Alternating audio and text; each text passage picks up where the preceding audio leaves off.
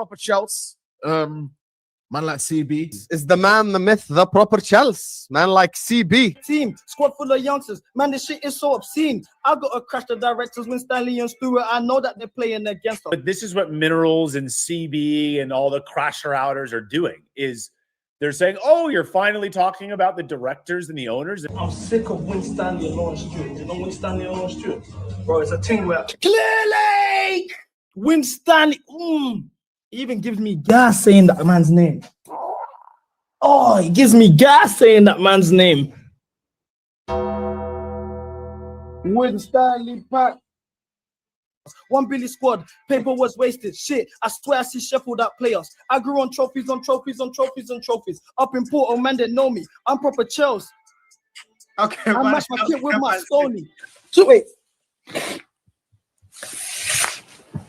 Fucking back, man, then. You're so negative. You don't know ball. Why do you have an Enzo agenda? Why do you want players? Why don't you support another club? I fucking know my Enzo.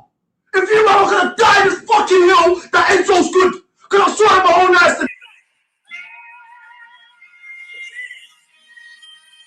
Oh man.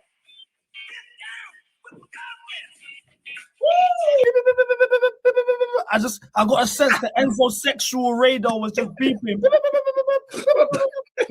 Why don't we have a CB show? What's going on? That's how you do it. Bully! You man have blood on your hands. You are probably one of the most clippable Chelsea fans, and it's not like people dislike you like Rory. A lot of people like the content you're putting out there. So Hey, go CB! Go CB! Go CB! Go CB! Go CB! Go CB! Hey! Teach me how to. Look, fuck the intro. Fuck the intro. I don't know if you guys have noticed. Let me back up a little bit. We're taking it back to the old days. We're taking it back to the old days because I don't think people listen. When we try to do the nice guy thing, let's try and believe and rally around everyone. No one wants to listen. So we're taking it back to the old days. We're doing things how we usually do it. We're back to regular scheduled programming because man don't care. So why should I care? Why should I spare man's feelings? Why should I try and be all politically correct, corporate? As you can see, guys, I got the jacket on, the OG jacket, the one I wore in the first stream. The one I wore in the first stream. We're taking it back to the very beginning. Because Chelsea in the mud, man, I hate that. Next year is payback. You see me ranting on payback. CB pulled up in the Maybach. Yeah, you can hate, but you can never go get that. Crashing the envelope, snaking the team. All for the love of the cream. Man, let's just talk on my team. Squad for the youngsters. Man, this shit is so obscene. I got to crash the directors with Stanley and Stewart. I know that they're playing against us. 5 billion squad. Paper was wasted. Shit. I swear that we're dead on players. I grew on Chelsea, on trophies, on trophies. Up in Porto, man, they know me. I'm proper Chelsea. I match my kit with my Stoney. Arsenal can never try to troll me. They can talk about 5-0, keeping it real. Where is your European trophy? All this talk on Enzo. I know he's dead, though. I grew up on mations like Deco, real strikers like Crespo, even Eto. Our wingers ain't better than Neto. I spoke to God, did the first as a Mushrik. Please deliver me from Mudrik. Listen, we're taking it back to the old school. We're taking it back to the old school. I said Chelsea no mud, man, I hate that. Next year is payback. You see me ranting on playback. CB pulled up in the Maybach. Yeah, you can hate. No, but we never go get that. Crash on the envelopes, taking the team. All for the love of the cream. Man, let's just talk on my team. Squad full of youngsters. Man, this shit is so obscene. I got to crash the directors, win Stanley and Stewart. I know that they're playing against us. 2 billion squad. Paper got wasted. Shit. I swear I see Burnley out players. I grew on trophies, on trophies, on trophies, on trophies. Up in Porto, man, they know me. I'm proper Chelsea. I matched the kid with my Stoney. Listen, guys. I'll be honest, yeah. I'm pissed off. I tried to calm down. I was like, you know what? Cool. Let's knock off the stream early. My head was gone. By the time we done, after that watch along, by the time that goal got conceded, the lad missed his chance. Head was gone. I didn't stream yesterday. I didn't even do Sunday roast. Because my head was still gone because God knows. He's taught me this lesson so many times. Don't root for Spurs. You gain nothing from rooting for Spurs. I rooted for Spurs. I rooted for Spurs. I celebrated that Colomwani goal like the Congolese man I am. Randall Colomwani, ele Randall Colomwani. I was gassed. I think the second goal should have stood. But look what I've become. Guys crying about PGMO. I've become one of them, man. Head was gone. So I didn't do Sunday roast yesterday. I said, you know what? I'm going to take the long way to the studio today. I'm going to take the long way to the studio today and listen to old school tunes. No, Neto, no cry. No, Neto, no cry. My head was steaming. My head was steaming. Do you know why my head was steaming? Because I realized, it's up to Chelsea Football Club to stop Arsenal from winning the league.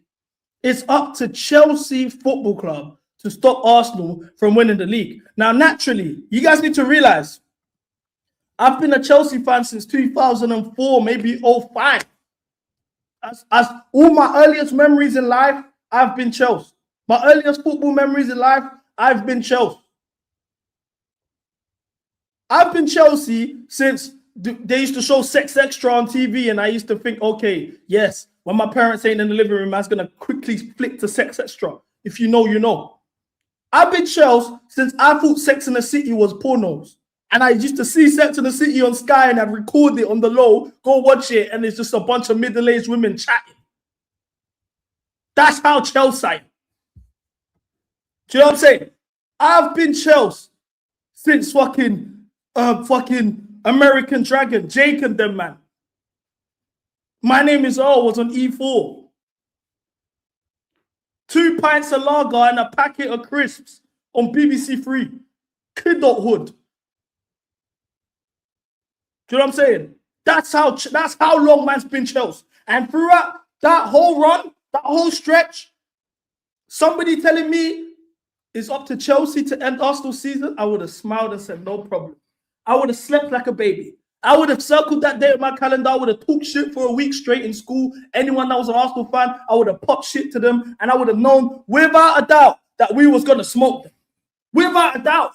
There's no question. Imagine that. Imagine 5, 6, 7 years ago being told you have the potential to end Arsenal's title race. We would have said, yep, bet, no problem. We would have smiled gleefully, no problem. Now, we're sitting here questioning things. We're sitting here saying no chance. We're going into the game like cocks. Oh no, there's no way. Oh no, we won't buy Arsenal. I'll celebrate if we draw. I'll take a draw. I swear I'll take a draw. That's what we've become. The standard of this football club is in the sewers. And it's not the fan base's fault. All of you guys that are saying, no, we have no chance. I'm not having a go at you. Generally, I'm not. I don't blame you. But it's because of what we've been fed the last 3 years. We have died as an institution, and nobody wants to wake up and realize that. We're having player FC wars. Oh no, how can you say Cole Palmer played shit? Oh no, how can we say that Enzo played shit? Wake up and smell the fucking coffee. What the fuck have them man done for us? What Chelsea? I look at Chelsea like Real Madrid. What the Real Madrid of the UK? That's how I look at things. So why are we cocking? Why are we cocking? You know what? I said to this emergency meeting, yeah, I'm going to do things I don't usually do. I'm going to give guys one-to-one times, pause. Because when you're in an emergency meeting, you might have a take, man are arguing, blah, blah, blah, blah, blah. We're going to have everyone together eventually. But I'm going to give guys their one-to-one time because we need to address what's going on. Now, I got my first guest backstage already.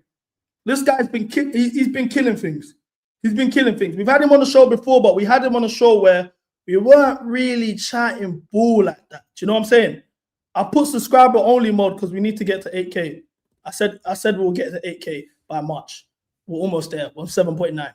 So this guest that I have right now, it goes by the name of Steph Zolo. Steph right now is he's killing things. I have to give credit where it's due. Every time I open my Instagram, he's there, killing it. He's Chelsea. Not only is he Chelsea, he's Congolese. Extra brownie points. Now, I saw him come up on my Instagram timeline, and I had to get him on. So I'm gonna play the clip. That for me, I was like, he has to come on. There's no question, because I pulled this out at the time, and I get called. I want to make this clear before we continue the show and before I bring him up.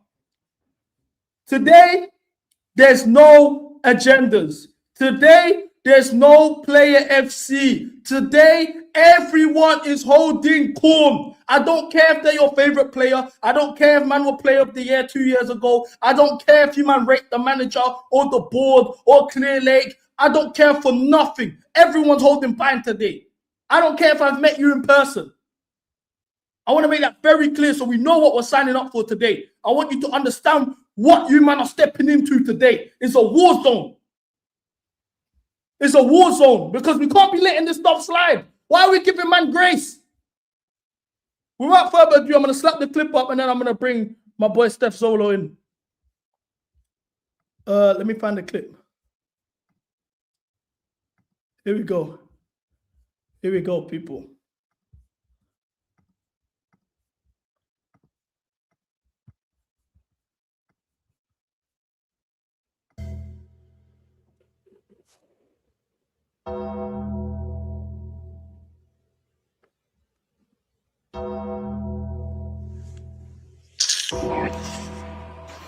I swear to God, everything I love, it's not good enough from these man. These men are letting me down in every shape and form, bro. I could have told you for free. I knew this was going to happen from Monday, you know. I knew this was going to happen from Monday, bro. From the time I've seen these men blasting in Dubai, bro. I just already knew these men are going to come back looking clumsy. I knew it already. I knew it, fam. Don't get me wrong. I'm all for footballers having a break in that, bro. Don't get me wrong. I hear it. But when you come back, bro, do the business, man. Do the business, fam. You've gone and blasted all week in Dubai. You've come back all clumsy. Guys are trying to do no-look passes, bro. This is a level of unseriousness I've never seen before, bro. This is a level of unseriousness I've never ever seen before, bro. Broski, Malo, you're in on goal, bro. Why are you attempting no-look passes, bro? We're 1-0 up in the 67th minute, bro. Just pass the ball normally, bro. Just pass the ball normally, fam. Things like this it's like you're not serious, bro. It's like you're hearing a jolly up, bro. We're not a ball sesh, bro. Just give him the ball properly next time, bro, man. Hey, do you know how rude, yeah? Attempting a no-look passes in that situation. Yo, Steph, chat to me, my bro. How you doing, man? Hey, bro, in all honesty, fam, I don't even recognize these men no more, bro. I'll be real, fam. I might be done, you know. On a G thing, bro. I might actually be done. I don't even blame you. I don't even blame you. These men don't care.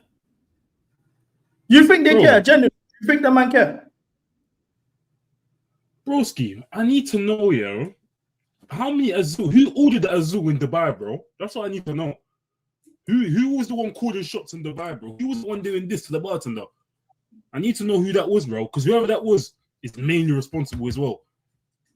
Bro, the man are criminals. What man see him? Bro, what man see him, bro? That you know when I was younger, bro, that man looked up to a couple Chelsea man, like Drogba, Solomon Kalou, Florent Malouda. Do you get what I'm saying? I could say that I want to be like him. I want to be like him.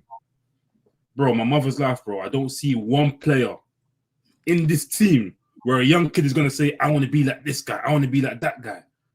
Who's gonna say they want to be like Tosin, bro? Do you know what I mean? Who's gonna say, oh, I want to be like flipping Pedro Neto, bro? It's a joke thing. These men are here to collect bread, bro. Bro, these lot have killed the image of our badge. What we even thought the Chelsea badge was. The guys I'm seeing run around with this kit, yeah, there's no difference from the tontons that used to run around and do terrain on Sundays, bro. I know you know about terrain on Sundays. Bro, these man used to have Komundele getting fried up on the touchline. They're making Fumba all of that on the sideline. You know what I'm saying? They're playing Wenge and all of that. And them man are putting up better performances than that. I'm seeing man losing the ball with 10 men, yeah? There's 10 minutes left to spare, 5 minutes left to spare to just hold on to the lead. I'm seeing man give up the ball and they're not even tracking back. It's normal. It's catch. What are we doing here, bruv? For the people that don't know what terrain is, yeah, is basically when all the uncles link up on Sundays, yeah, go to the park and bang ball, 11 aside. Like our dads will do that. Like it's an arc sesh. Like you have to be a cold baller to even be called up to play with the unks and terrain. You know what I'm saying? And then they will do a barbecue on the side. The wives will do barbecue. They'll play music on the speaker and everyone will you know what I'm saying? Those uncles, I'm telling you now, the terrain, I've got more commitment than these man. And they're running around the same belly I have. These man don't give a fuck. I realized it. Imagine you got given, yeah, 150 bags, 10 years up front. 10 years, Gara side. Bro. The things I've done when I knew I had Gara side, let me not even talk too much. What do you think these men are on? And it's literally there. What do you think the men are on? Bro. But I'm saying. I've seen an uncle pull up the terrain on crutches, bro, then start running. The things I've seen, bro, in my life, the things man seen guys do in football, bro. It ain't normal, bro. On top of that, bro, man's watching this club every single week, bro. I'm looking every single week, bro. There's another guy on my hit list, bro. I'm just like, if I see this guy, I've got something for him. I see this guy, I've got something for him. See Malo Gusto, bro. Mother's life, I bigged him up, bro. I've been bigging him up, you know. I've been rating him since he played for Lyon. I've been rating him. But, bro, no look pass, bro. No look pass on your weaker foot is crazy. On your weaker foot. Bro, that's crazy. And then he was creasing afterwards. That's the thing. That's what made me deep. Yeah, man, them don't care.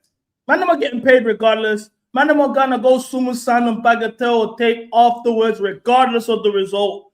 These man don't care. This is a quick 90-minute shift. They get their check. They keep it booming. They don't give a fuck. Man's done that no look on his weaker foot and laughed. Like it's normal. That's what I don't understand, Kazi. And then I see Wesley Fofana doing the same thing. Laughing when he's got the red card. You see him, bro. He's on my last chance, bro. He's in his last chance for me.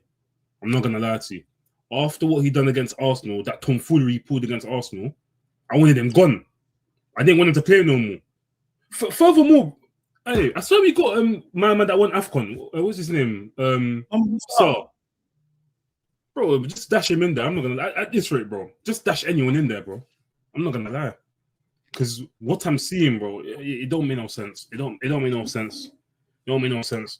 I want to see, bro, put in Reggie Roach, Shim, the striker. You know what I'm saying? Jimmy J Morgan, all these man, bro, just put them in there. Do you know what I'm saying? Because the kids, they got more money. Good enough. They get the club. Let's play the kids. Man, we have people in our fan base that say you can't even critique this because we're champions of the world. How dare we call this stuff out? We're champions of the world. You even went to the Club World Cup, CB. You should be more grateful.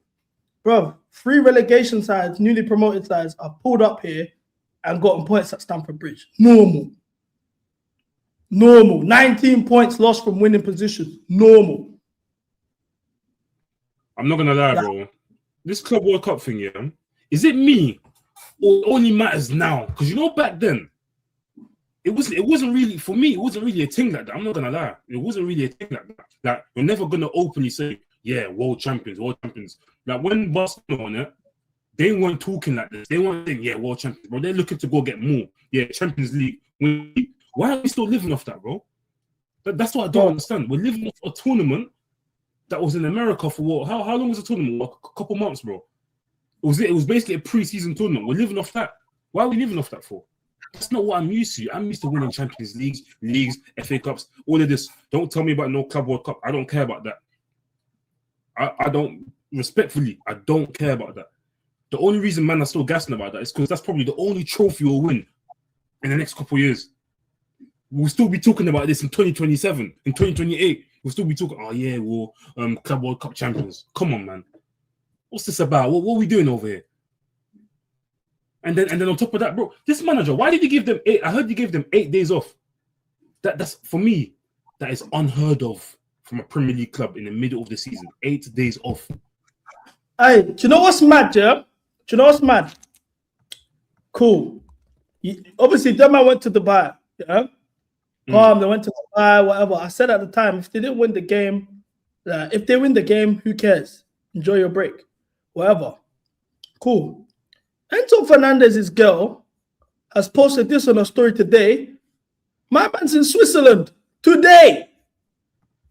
So I'm thinking to myself, what the fuck's going on? Man's in Switzerland today after you already went to Dubai and dropped points. We got Arsenal this weekend. Top four's already looking shaky. We might be in Europa League. Why are you in Switzerland? Man, Joe, the big man thing. What the fuck are you doing on Switzerland on a Monday, fam? These man don't care. At what point are we going to just say, yo, man, them don't care? Cool, let's just pass it up. Here's what it is. Man, them don't care. Stop cosplaying like you care. That's what's pissing me off. Man, I'm not pretending like they care. We got for me, this is a cup final this weekend. On Sunday is a cup final. If we lose this game, Arsenal are gone. They're winning that league, and it's in our hands. It's in our hands to just fuck shit up for them, and also just make sure we're governed in terms of the race for Champions League football. Why the fuck on the Monday, 2 days after dropping points to Burnley, after you already had a holiday in Dubai, you're in Switzerland, blood?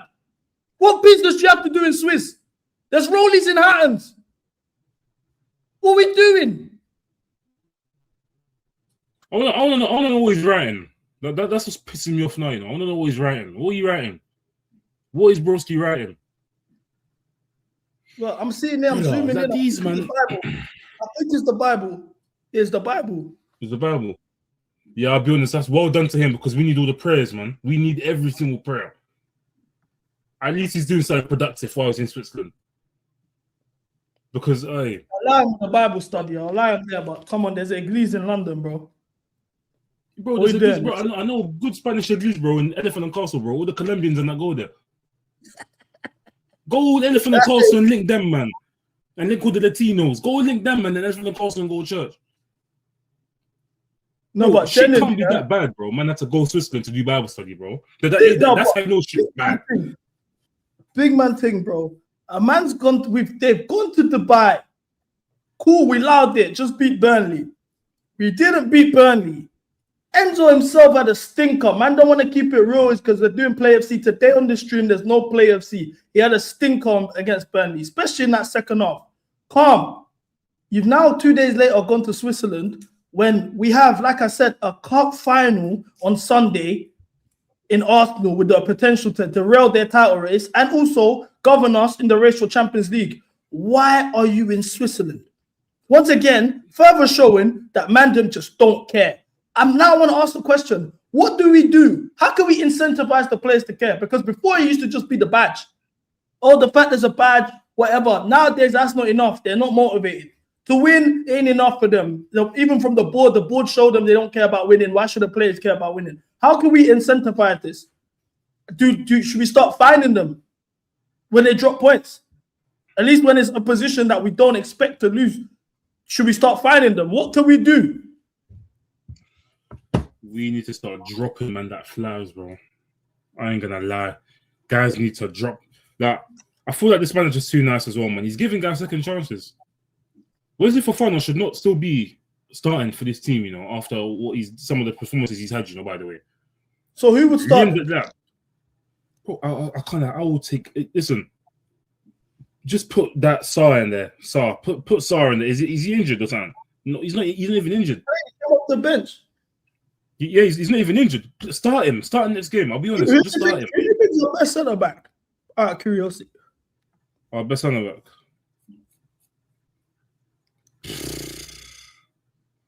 Bro, I ain't gonna lie to you. You see, man, this isn't even me, like, no bias thing. Like, I don't know the guy from nowhere, generally speaking. I feel like Joshua Chempong has got the most potential out of all of them, man. I feel like he's got the height. He'll be better than every single one of them if he does what he needs to do. Bro, on a G thing. But right now, our best defender is Wesley Fofana, bro. We can't do nothing.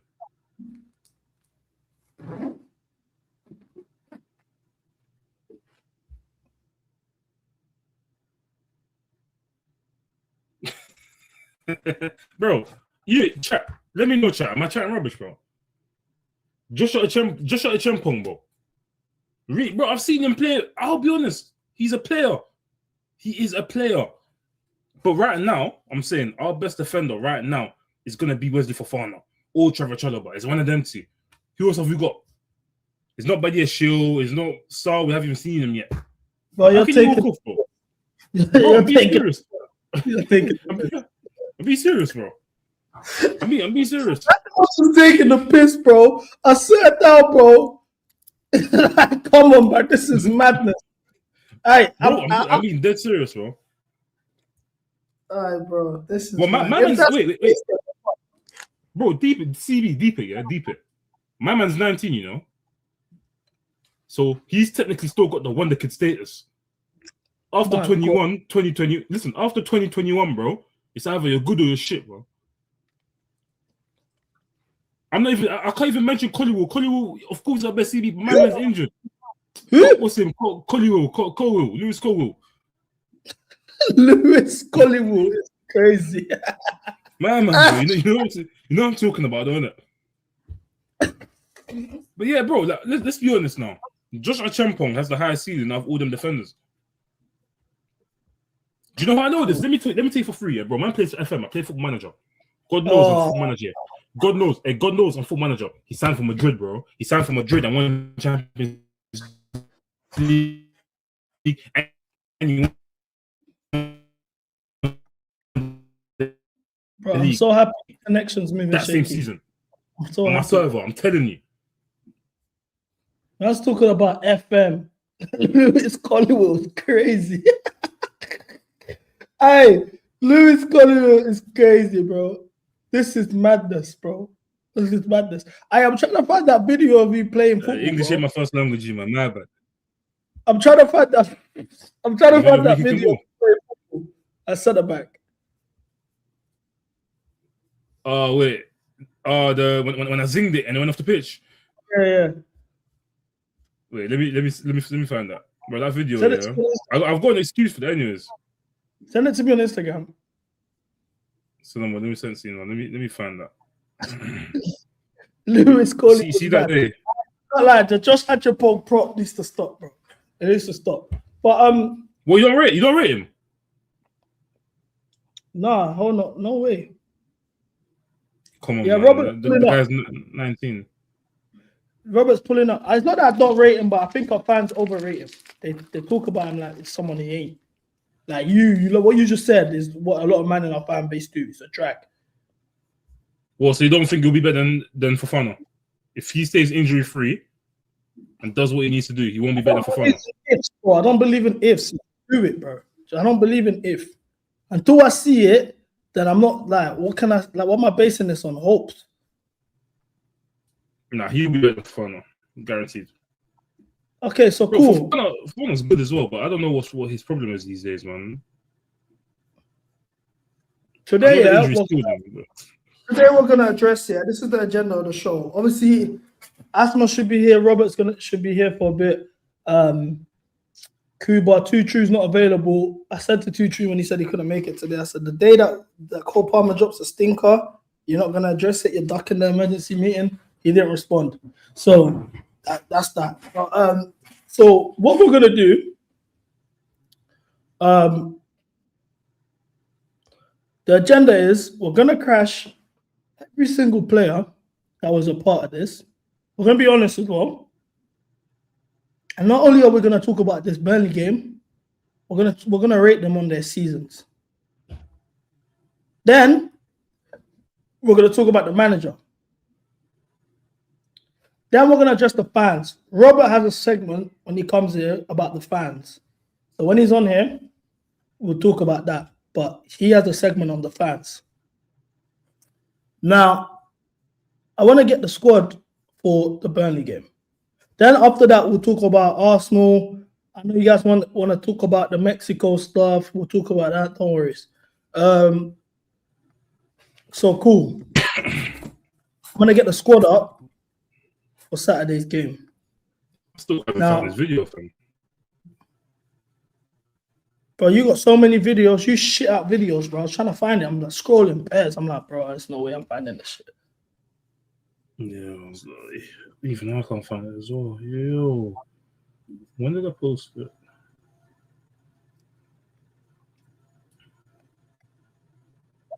The hell? What the hell? What the hell have I just seen? What the hell have I just seen? What the hell have I just seen, Steph? What's this?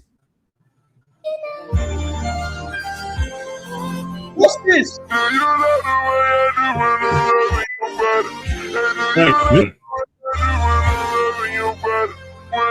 Nah. No, on your Instagram, bro. On your Insta, big face, right? Bro. I'm enhancing. You have to be honest in life, bro. No, that's a mad thing. That's a mad thing. He slapped on his IG normal black spray. Bro. He did. No, that's mad. Everyone that comes on is on black spray nowadays. Cam, AJ knows boo. Now you. What's going on, bro? Listen, it was my birthday, Trim. It was my birthday. Like I had an award show the night before, the night after. So you then I had my party. chose to go into a new year like this. That's how you decided to go into a new year. Sharp, looking sharp. Why? There's too many cameras about. There's too So many then why cameras would you about, just bro. go with the black spray, bro? Because it means I look extra crisp. And I know Extra that barbershop Congolese. I know for a fact that's a Congolese barbershop. Yeah, some Tottenham still. Literally next to what So you trusted a Congolese man to even slap the denture on your head top, bro. Bro, they call it in Lingala, they call it Yombo. I said that's what they call it. Bro, you went to a Congolese barbershop for the black spray. Literally, bro. This is mad. Chat. This guy's lost his whole mind, bro. I'm seeing red cards getting spammed. Bro, I've done better stuff in my life, bro. I've got blonde beards in Brazil. I've done everything, man. Blonde beard. Listen, you see in Brazil, I must have gone to one street party now. So gone there now, man, seeing mad things. I've seen, you know the Cubans that look like this. Not the normal Cubans, the ones that look like the balls like this. It's going like this, that's overlapping each other. Yeah. Bro, they had that here, but I promise you, it's like this big, it's like this fat. Pause. So cool, they've got that on their neck and that. They've got blonde beards, AK-47s, whatever pistols, whatnot in it. I've gone now. I'm thinking I'm there in a Primark vest, Uniqlo shorts, white airs, and a Louis bag. I'm looking around at everyone. Everyone's either got a blonde beard or blonde hair. I thought to myself, if I don't fit in, I'm getting stained. And the maddest thing is, I'm with my girl now. I can't be getting stained in front of my girl. Do you know what I'm saying? So man's trying to fit in, and I've got the blonde beard. Quick. Bro, black spray, blonde beard, you've lost your mind. Man said, Bro, you said, hey, there's better football kits behind you. What are all these kits behind you? Is it your kits that you played with, or like your brethren? These are my brethren as well, as of right now.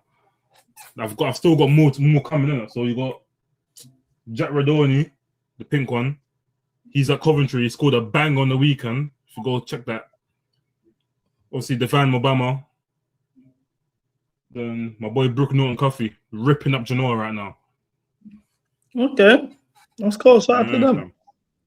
At least you're supporting the man. Yeah, I can't lie. I can't believe that clip. I swear that wasn't even planned. I just saw that, and I was like, it's mad. But now that we're on the topic of black spray, he licked it. Fucking hell, bro. Just on the topic of black spray. These are things I don't want to do. I swear I don't want to do these things, bro. Bro, I was gonna send this to you, know. Everyone's sending it to me. Everyone's been sending this to me, and do you know why it's upsetting to me generally? Because this was the indication for me that the season was over. This is the indication for me that there's no Champions League football. Like, I'm not even gonna be losing my hair stressing over Champions League football. It's gone. Arsenal next week. I've been saying, this is a chance for everyone to show they care about the badge. Or we're going to allow Arsenal to just come here and get a trophy or win a league title after 22 years. All of this, you've given them the title. This was a sign of defeat. You know, they talk about like humiliation rituals in Hollywood You know, some man wears skirts and dresses and all of that they try to do to man them to just like emasculate them and that. This is the humiliation ritual at Chelsea. Yeah, clear as day. Black spray. Even his smile tells me everything I need to know. He's not proud of it, but he had to do it. Yes, this was a ritual. Because I can't believe this. Why would you go ahead and get yourself a black spray after we drop points to Burnley? She's already shaky. We're looking like, oh fuck, like what are we gonna do? Are we gonna pattern? Are we not gonna pattern? No, this is now our season's really in the balance. And then when the fan base is looking at our gaffer, like, please lead us out of the storm, lead us out of this hurricane. Can we see the other side? Can we see the light at the end of the tunnel? Please guide us there. You go and get black spray. All hope is lost. All hope is lost. Do you know what's pissing me Real. off about this trim, bro?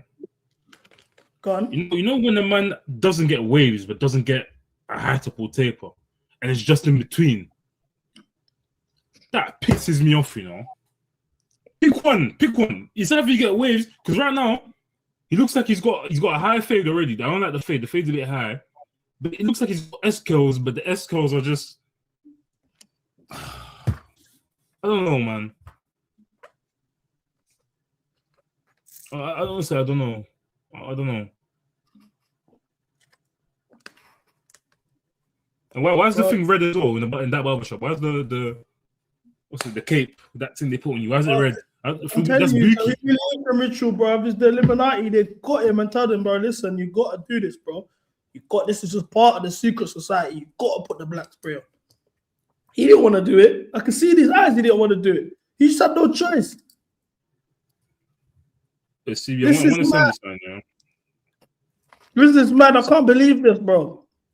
Let's read the caption. We had the pleasure of cutting our new Chelsea manager, Liam Rosenior. We wish him nothing but prosperity and success at his new venture, except against Arsenal. Oh my gosh, they already know what the black spray does. The man themselves know what the black spray does. They knew he's facing Arsenal. Let's lock off his whole pattern right now. Let's lock off his whole pattern right now for the Arsenal game. This is mad. This is mad. All right, bro. I want to send you one picture quickly on DM, yeah? See this picture here, it pisses me off, bro. When I see it, yeah, it gets me mad.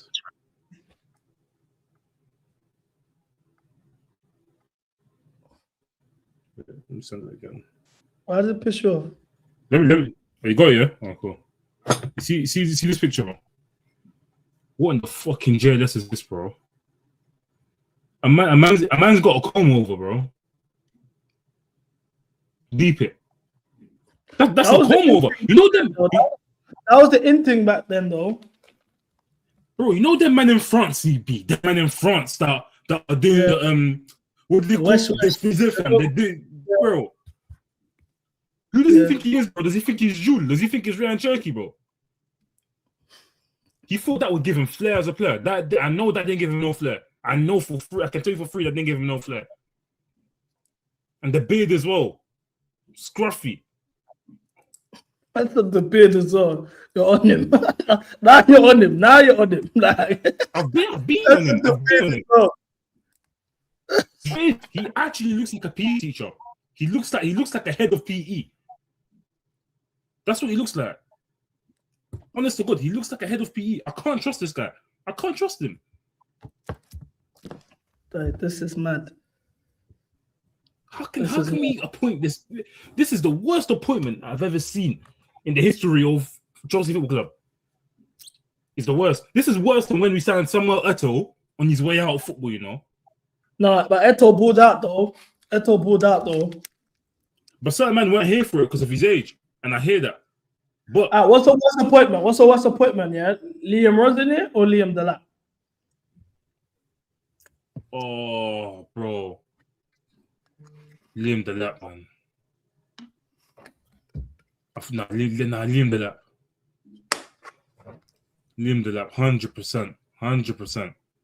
He's the worst nepo baby in this world. He's the worst. He's not good at anything. I can guarantee you, if he didn't play for Chelsea, the guy would probably be on Britain's Got Talent or something. Or doing like Come Down With Me. Or Gordon Ramsay Kitchen. One of these things. He's the worst. The worst I've seen. I don't want him anywhere near Chelsea. He's not good enough for Chelsea. He should have stayed in the Championship, man. Don't rate him. Worst appointment I've ever seen.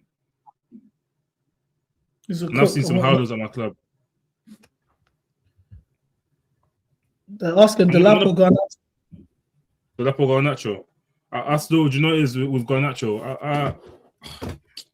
I don't know, man. You know the guy, yeah, I'll be real. On the eye, the guy's there, isn't it? Eye test, poor. But he always give you a goal or assist, isn't it? I don't get it. That's the thing. He'll always give you something. There was the game against West Ham, he gave absolutely nothing. That's the thing about him. When he's shit. Like, he's bad. But when he's good, he's actually pretty good and will give you something. So I don't know. Nah, I can't lie. I think for me, the lap has to be the worst one. Like, it takes one to like. Trust me, he's a crook. He's a crook. We let Tammy go back to Villa, bro. We let Tammy go back to Villa when you could have just grabbed him. You want to Tammy? Bro, Tammy, like, I have to. Do you know what I'm saying, bro? Tammy, he for me. Do you know what's my? He went to my school, you know. Tammy and Brown first man, bro. He's the first man I've seen play academy football. I didn't know academy football existed until he told me. I remember last day he's in year 11, I'm year 7. Last day, I remember now. I've gone to him now. I've said to him, "Oh, so what are you gonna do? You're gonna go sixth form college?" He's looked at me. He's like, "I'm gonna go play for Chelsea." And I've looked at him. He's bare tall as well. So imagine like this. I looked at him and I'm like, "You're not playing for Chelsea, no, man. You're not gonna play for Chelsea." He's like, "Is it? Yeah. Watch tomorrow." God knows. Since that day, I've never seen him again. I looked on we used to have like little TVs in the atrium in the school. I've looked on the TV. Tammy Abraham has signed Chelsea Football Club. I looked at it and I thought, wow, he's got That's cool. That's the first. I didn't think academy football existed, but he's been cold. Man, he used to some Nico boots. Break time. I saw the guy do the first ever bicycle kick with my own eyes. When I tell you that the guy jumped so high, I think it was like 2 meters in the sky, bro. I swear to you. What's the boy, yeah? That I'm Fox still like, so I have to ask because I'm worried, yeah. What's going on with the Wi-Fi? Yeah, firstly, where are you located right now? Are you in the United Kingdom? Yeah, I'm in my yard. In the United Kingdom? Yeah, bro. London, bro. And what Wi-Fi do you use, just out of curiosity? BT.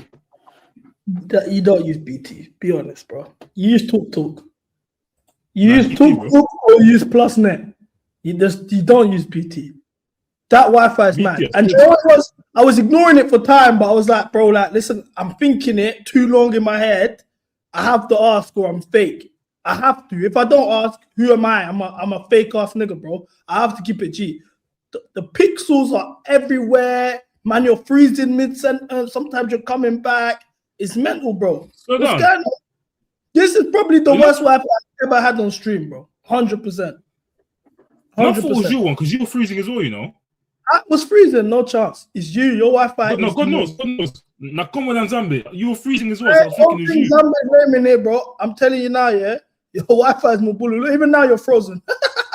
The Wi-Fi is mad. The Wi-Fi is mad. Is it mad? Gee. Bro, your Wi-Fi might be a hotspot thing, isn't it? I don't even know if you have hotspot. I don't know what's going on. I don't think you're right now. You're in the United Kingdom because we done a cooling show after the Burnley game. My brother C4, correct me if I'm saying your name wrong, brother. He joined from South Africa. Connection Crisp. He's in Joburg or Cape Town, somewhere over there. Connection Crisp.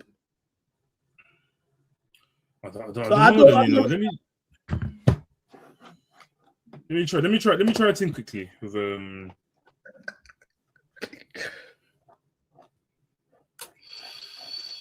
Cool. It says I'm on 2 bars, you know. God knows. That's bad.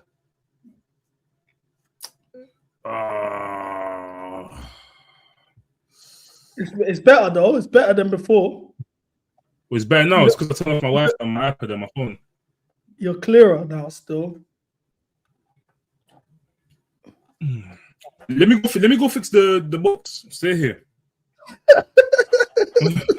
Let me go fix the box.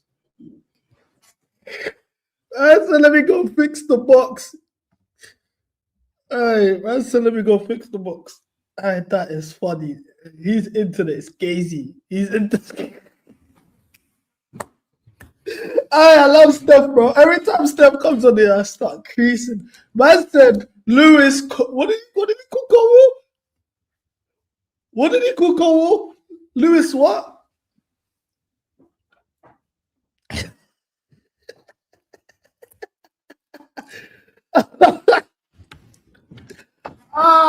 Hey, he put his black spray on Instagram like normal.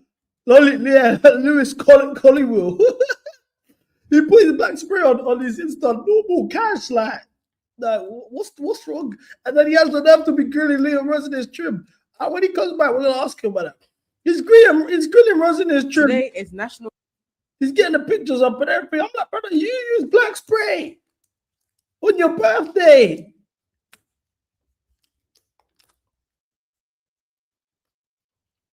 This is mad. On Brighton News, guys, this is the conversation I've been looking forward to have because I saw Robert say something the other day, and I was like, "Oh, we need to talk about this." So without further ado, obviously, I said with the emergency meetings, we're going to do one by one because I don't want everyone arguing with each other. I want to actually hear people's opinions on the game and so forth.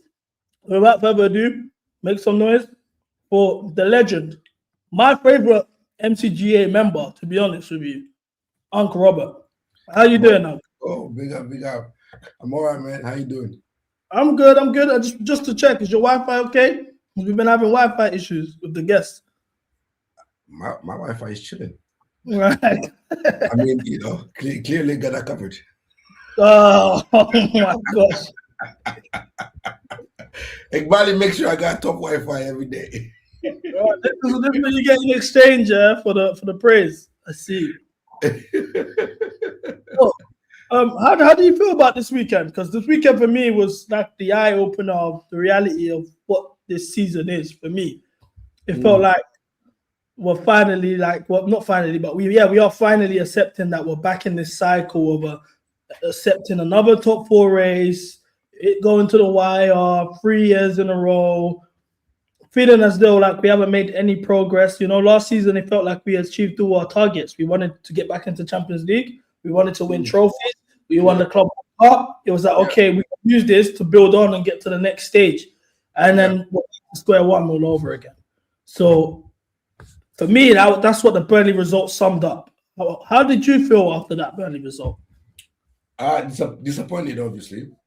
Oh no, be watching from Congo. Big up to you, man. Big up to you. No, I think it was a poor result. We should have been 3-4-0 up.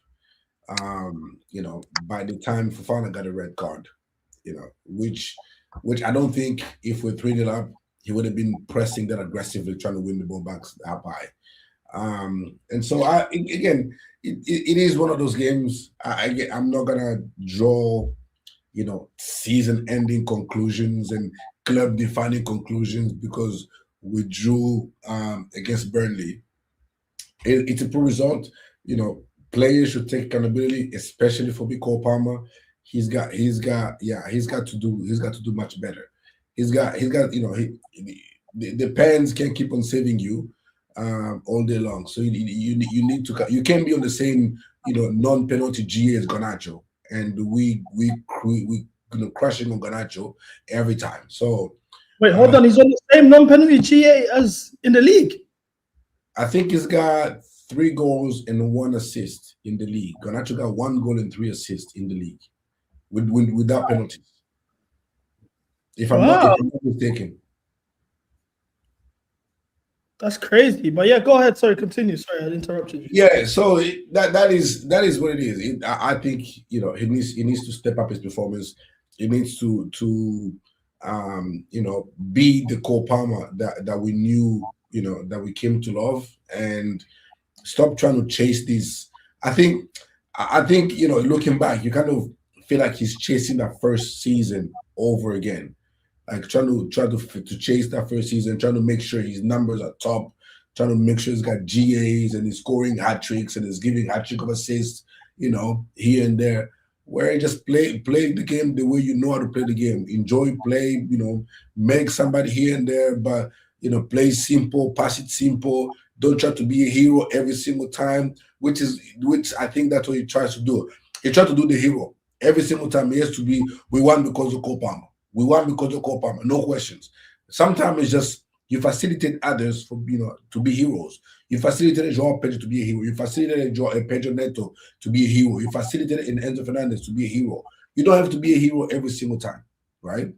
And the last two games, Leeds and Burnley, yeah, he's let us down there. So that hurt me the most, because with Palmer, I feel like we've created a space for him where it's almost like we can't critique his performances, honestly.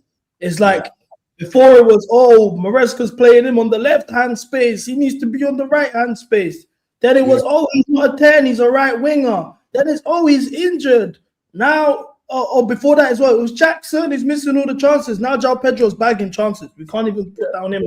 We can't put on a striker missing chances, because now we got a striker bagging chances, right? Exactly. So it's like there's always a constant excuse. But the last two games we had, Leeds 1v1, you missed that sitter, open goal. Now people could say it happens, it's football. I understand, no problem.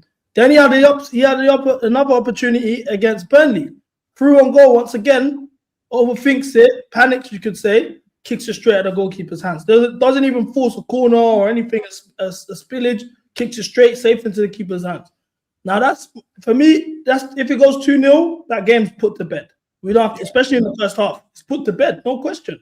We could even potentially go on for 3 or 4. So I look at him once again as the leader. You are one of the better players of the team. You're one of the world-class players in this team.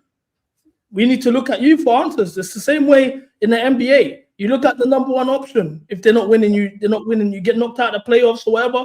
You're going to look at the leader of the team. They used to question LeBron for this. They used to question KD for this. It's up to the leaders.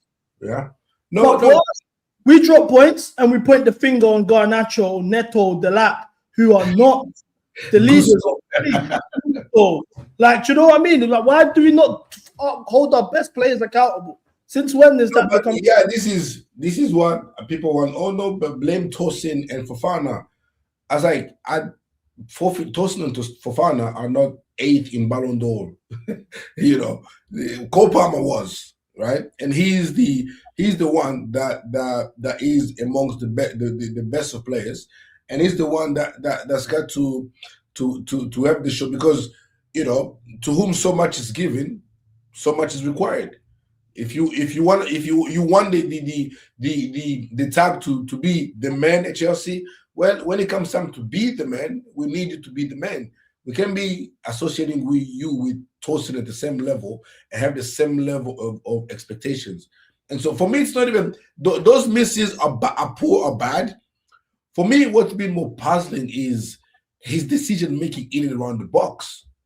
Like we were on a 3v2 or a 3v1, and he picks the wrong pass to Neto instead of Enzo Fernandez. We were, I think against Burnley, same thing. And he ignores the pass and tries to shoot himself. And eventually, he shoots straight at a defender. It's like those things. Just like, no, brother, we know you can pick these passes, right? You know you have the vision. Just pick the simple pass. Make the play for the team, not for yourself, right? And so for me, that's something that's even more. It's the fact that he either, when he gets into those into in and around the box, he tries to find a way to again, maybe that's what makes him Cole Palmer. But at the same time, it is. I need you to keep it simple, right? You don't need to overcook it. You don't need to overdo it, overanalyze it in the situation. Just make the simple pass. If João Pedro makes the run, just slow him through and let him get the goal. If Enzo has more space than Pedro Neto, give it to Enzo Fernandez. You'll be 1-on-1 versus the keeper, but you go and pick Pedro Neto instead. And so those for me, his decision making rather than his misses. His misses have been bad as well, but his decision making have been, for me, very, very, very poor for a guy of his quality and of his caliber. Let's talk about, like, let's be honest today as fans. I said it before the stream. We're not gonna spare nobody. We're not doing playing favorites. We're not doing agendas. We're gonna just hold everybody accountable.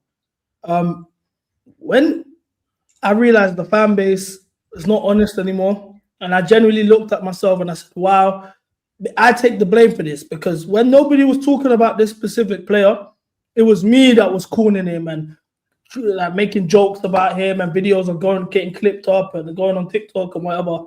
But I realized I said something last weekend, and everyone in my own chat cooked me. CP, how can you say that? How much did he pay you? All of this stuff, the usual.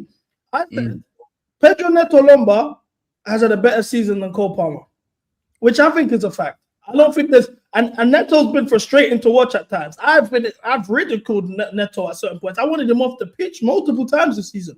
But let's be honest, Neto's contributed much more than Cole Palmer has this season. But it's almost forced for me to say that in this fan base, because they pick and choose in both phases of the game, right? On and off the ball, right? And even further, I'll just take it even further.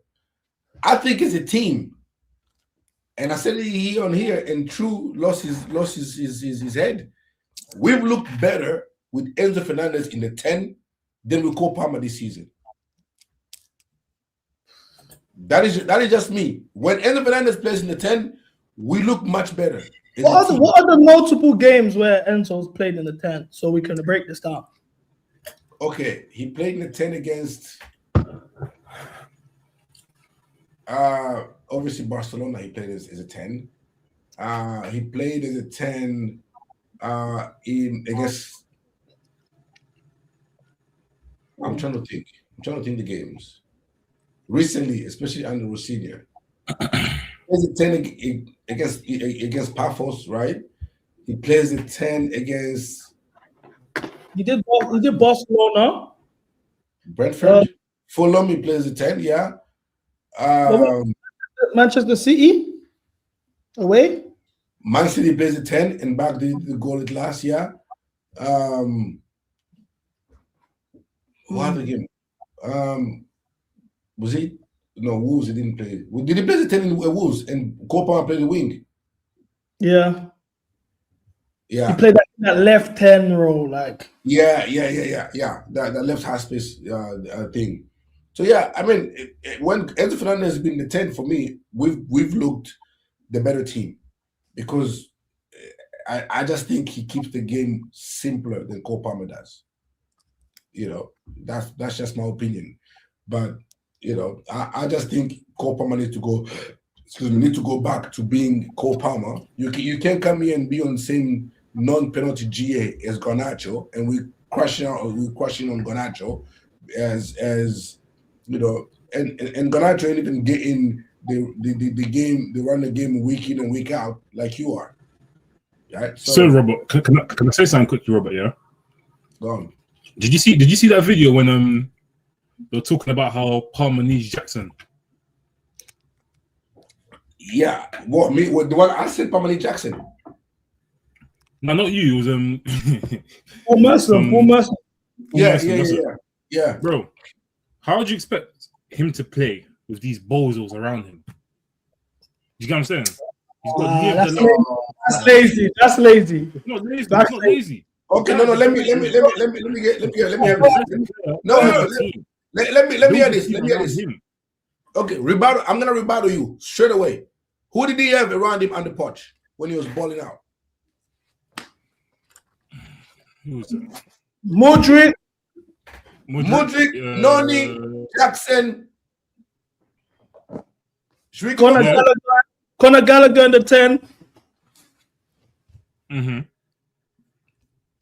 And you mean to tell me these men, apart from Armando Mudryk, Broja was the backup striker. he's better than that. Oh, bro. Who's better? Who's better? João Pedro or Jackson? Bro, Jackson, man. I'll be What? honest, Jackson. You think Jackson's better than João Pedro? Bro, João Pedro is not a number 9. He's a 9.5. Do you get what I'm saying? He's not a.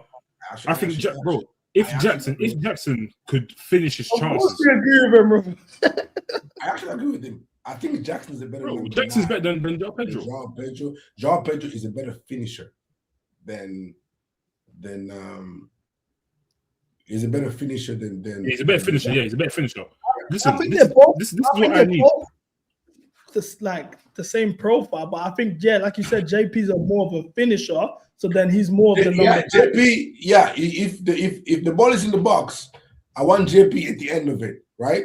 But in and around it, you know, the link up play, the ball carrying, the dribbling, the pace, yeah, Jackson. But once you get to the box, yeah, JP all day. That is what in my team last summer, my dream team was JP and Jackson playing together. I wanted them together as well. I wanted them together as well, but I think it's lazy. Deadly combo. I think it's lazy to argue that because Jackson isn't there, Cole Palmer isn't performing. Because let's remember as well, Cole Palmer had a stretch last season, this time last year, where he also wasn't performing. Jackson was there. No. So- But again, that is the point though. It is when his form dropped the moment Jackson's form dropped as well. When Jackson when Jackson stopped playing well, performing, Cole Palmer form went with it. And then that was for about a month, right? Because Jackson was playing well and up until December, right? December all the way to the end of January, Jackson wasn't well, it wasn't good. And then Jackson got injured and it was out for about 2 months.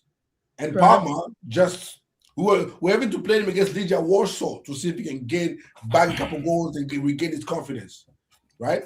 And it just hasn't been the same since. I mean, he's had, you know, the final of the Club World Cup where he was excellent. He's had a couple games here where he would cook. But overall, saying like an outstanding run of games where Palmer is consistently excellent, like he was in the first season and in the first half of the Moresca season or the Moresca first season, he just hasn't been that. And that, for me, is coincided with the moment Jackson's form dropped, Cole Palmer form also dropped. And then Jackson got injured and Cole Palmer got even worse. I agree with all of that. I think Jackson should come back. I just don't think he should be number one option over João Pedro. I think João Pedro is the better 9. I think João Pedro is a better goal scorer. He's on 10 league goals right now. Jackson's most goals he scored in his first season was 14 in the league. Yeah. João Pedro's on 10 already in February. He's on pace to outscore that. So all-round game, you can argue that Jackson's a better ball carrier. I think aerially in the box, João Pedro is better in the air. No, but let me see. Okay, so Jackson scored what, 14 non-penalty goals in his first season? Yeah. Mhm. João Pedro is on 10. Yeah. How many do you think João Pedro get to? 16. So 2 more than Jackson. It's an improvement. Mind you, nobody scored more than 15 since Diego Costa. I'm just saying for all this is significantly better than Jackson. You predict him to only he's on 11. He's even on 11. He's on 11. My bad. He's on 11 in the Prem. All right, fair enough. So he's going to go 16 or 17. Yeah. All right. So he scored 2 or 3 more goals than Jackson in a significantly better team than what Jackson played under. But Do you think next season, it's better than last season's? I don't think the team's better than last season. No, Jackson's first season, Poch season. Oh, okay. Okay. That was Jackson. Yeah, we're talking João Pedro's first season at Chelsea versus Jackson's first season at Chelsea. Okay. And so if people are telling me he's only gonna outscore Jackson by 2 or 3 goals while playing with Cole Palmer, Esteval, Enzo Fernandez, Caicedo, Reece James, Cucurella, and all these guys, Andrew Santos, midfield depth, and on Gallagher. Like, he had Gallagher as his 10. João Pedro has Enzo Fernandez and Cole Palmer as his 10. I know you love Gallagher, but I'm just saying. This is mad. I can't lie. So we're saying that the reason Cole Palmer is performing the way he is, you said yourself, Robert, I need to fact check this, but apparently Cole Palmer has the same amount of MPGA as Garnacho in the Prem. And the reason he has 8 goals and 1 assist in the Prem, if I'm not mistaken. So people correct me if I'm wrong, right? And how many are penalties? 5 are pens. 3 open play goals. Okay, cool. That's mad, but cool. And 1 assist. Garnacho's on 1 goal and 3 assists in the Prem. You're saying that it's because Jackson isn't there anymore. I'm not saying entirely it's because Jackson isn't there anymore, but I'm just saying with Jackson created so much space for Cole Palmer that now, like, everywhere he is congested. Like, I've posted a couple of clips where you see clearly, like, Cole Palmer is being marked by a defender, right? And then Jackson takes the ball, holds the ball up, play against Bournemouth, right? And he carries the ball, and Cole Palmer's defender leaves Cole Palmer to be attracted to Jackson's ball carrying. That frees up Cole Palmer, and he goes and be 1v1 against the Bournemouth keeper and scores a goal. He didn't have time to pump fake the keeper, right? And so that's what I'm saying. I'm not saying it's exclusively because of Jackson. I'm just saying with Jackson, Cole Palmer looked better. I'll be honest, because we did say today, no agendas, we're going to have honest football conversations. But being honest, based on what we've seen of Cole Palmer has been better or performed better when Jackson has been in the squad. That's a fact. Regardless of how we feel about Jackson, or I think João Pedro is a better striker than Jackson. A couple people might agree with me, but the facts are Cole Palmer has performed better with Jackson in the squad. Now, that could be for different factors. That could be because of a groin injury that he's currently facing right now. This could be because of managerial changes. I don't know. But the facts are Palmer hasn't performed without Jackson. Now, I want to ask you a question, Robert, and Steph as well. Do you guys see us getting Champions League football? Oh, yeah. No. What kind of question is that? Nah. We're confident about it. You want me to say book it again? I want to show you our next 6 games in the Premier League. It's not 6 game hype. No, seriously. You know me. I'm confident. I'm not gonna publicly say we're gonna lose games or whatever. No, it's not me. Yeah. But Arsenal away, Aston Villa away, Newcastle, Everton, Man City, Man United. Yes. With Champions League in between. In between. I'm gonna be real. I'm gonna be real. If we carry on like this, we're cooked. On a G thing, we will be cooked if we carry on like this. Arsenal away, Villa away. I'll be real. 2 losses straight. I'm gonna say from now. If we win, fair enough. But the way it looks right now, we're gonna lose the next 2 games. Yeah. I tell you this. The game that I'm the most nervous out of all of these 6 is Everton away. Stop. Uncle. Don't. I've been really serious. The rest. Be serious, man. Steph, by the way, Uncle is Congolese, you know. Robert Osaka na mingi, huh? Olango, Omeri Skull. Yes, Skull, fam. You know Skull. Therefore, it's not a quitty. It has to be. Man. Oh, bro. Everton away.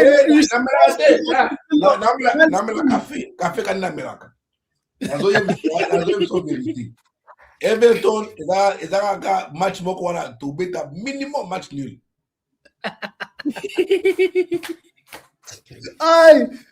I swear I've never heard Unk speak Lingala, you know. It's the first time ever, bro. I swear.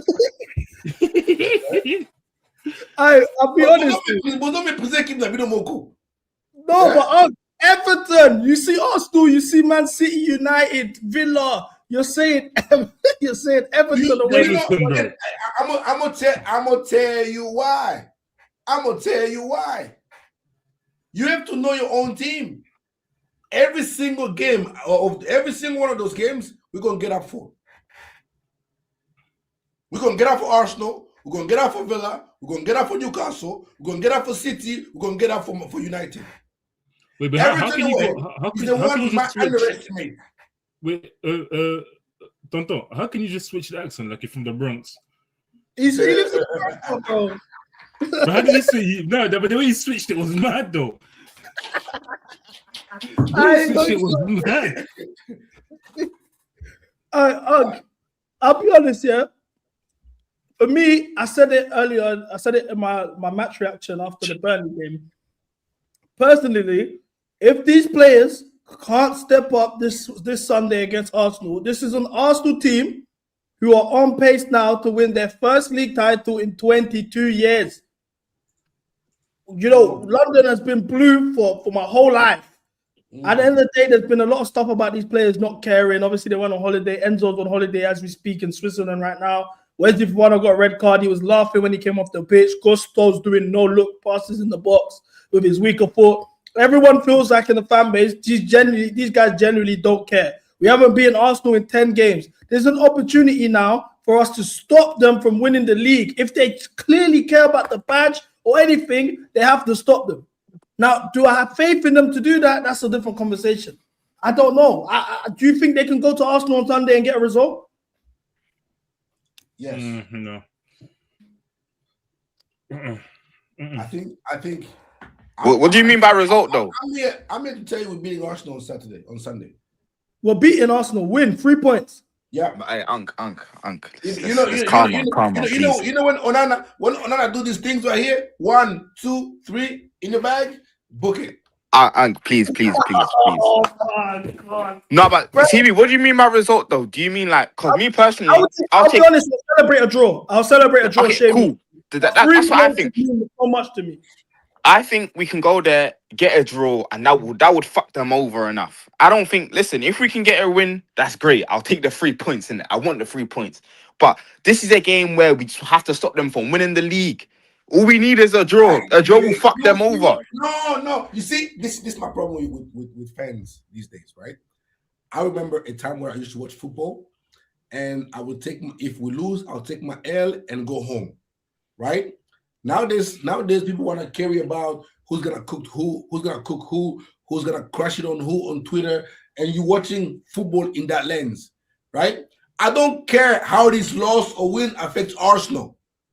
I'm trying to back 3 points for Chelsea. I don't care. I don't care about the impact it has on Arsenal whatsoever. Bro, Unk, when it was Battle of the Bridge, man, them were beefing up Tottenham at Stamford Bridge. Man, them weren't caring. Hasn't had no business to come on and do that. We need. That one we had nothing to play for. I got something to play for right now. What do you have to play for? Top 4. It's top 4. Wait, what's top 4 to me, blood? I don't give a fuck. We have nothing to play for this season, bro. The only thing we have to play for is the FA Cup. The league is gone. You don't want to win, so you can crush it on Arsenal on Twitter. Yes. You have an objective to achieve. What you can do? I'm gonna crush it on my Arsenal. I agree with both of you. I think we need Champions League football. And to say Champions League doesn't matter or the league don't matter, you might not going mad. That's wrong. But I agree with you, Cam, in the sense that yes, there is such thing as bragging rights. These are our rivals. They are London rivals. The only thing that we have over them, they have the best stadium. They're spending the best money. Their project's looking better than them. The only thing we have over them is we win more. The moment they start winning, especially a league title, which we haven't won in 9 years, it's over. It's over. Why would we let them win that? If we have the opportunity to stop it, we stop it there and then. We nip it in the bud. I want 3 points. But I'm shameless enough to say I'll celebrate a draw. I don't care, but I want 3 points. It's a mess, bro. What's going on with the club is a mess. If these men have any ounce of pride, self-respect, care for the badge at all, please, 3 points on Sunday, please. Now look, True's talking about this guy. It's the Arsenal Cup. True, Cam, have you heard? It's been how many days since we dropped points to Burnley? 2 days, something like that. Have you heard True say anything in regards to Cole Palmer and his performance? When I was on stream that one time after the game, didn't he say he wasn't good or something? Like he did kind of land it a bit. I'm not gonna lie, but he weren't like really like he weren't trying to crash it. Like you know what I'm trying to say? Like I would never crash. Like you see, one thing I understand, yeah. Like man understands when you're standing players, like you're backing players with all your heart. Like man would never openly come out and crash Noni when he was in a Chelsea shirt. Like man would never like proper crash him. So I understand. If he's not gonna come out and be like, Palmer, you got a small dick. Palmer, this and that. You know what I'm saying? Man understands that. Wait, what? Wait, hold on, broski. Go on, lad. Repeat what you said again. Yeah, I'll understand if he doesn't come out and crash Palmer because, you know, he stands Palmer in that. No, before that. Hey. Cam, man, I could only make a quick appearance in it, but Cam, you showed me a lot today, fam. You're a real man, bro. You're actually a real man. I thought you were gonna be a little cuck for CB on the stream right now, but CB, this guy just talks too much, bro. I also agree with Uncle that we should be going there, and 3 points is the mentality. Anyone saying they would celebrate a draw, you need to look in the mirror and ask yourself, are you Chelsea or Tottenham? Who are you? What do you mean you will celebrate a draw? You said that on camera with your face, and you're telling me you're Chelsea. You'll celebrate a draw, not you'll take a draw. You'll celebrate it. You need to get your head out the bin, bro, because you're part of the problem. You're turning into a blue coat merchant if you're telling me you're gonna celebrate a draw. CB's blue coat, but CB's blue coat in. I'm blue coat merchant. What are you talking about? Yeah, you are. You're celebrating Garnacho. You're defending for weeks, and now you're telling me you'll celebrate a draw against Arsenal. You'll celebrate. You'll celebrate. You said it twice. What's the first name you said? Garnacho. Garnacho didn't play this weekend. We know who played. You don't. Nah, to be fair though, I sat behind the manager. Garnacho and the lap were about to come on before Fofana got that red card. I swear to God, it was looking long. I seen Garnacho do his little jiggy majig on the touchline. That brother was about to come on. Then Fofana saved me from Garnacho ball. That's all I'm gonna say. Fofana saved me, innit? I'm gonna be real, yeah. I'm gonna be real. I've been accused of being a blue coat soldier, yeah. Now, I'm gonna hide the name of the person who tweeted this, yeah. You'd think Robert tweeted this. When I first watched Liam Delap, I thought he reminded me of Gyökeres. Unproven, but I'm going to trust Joe Shields and Enzo Maresca. They got Palmer right. They got Lavia right. Give them respect. What's the date on that? March the 30th, even worse. Because what did they win at that point? The Conference League. You're such a cut. No. Listen. You're an agenda.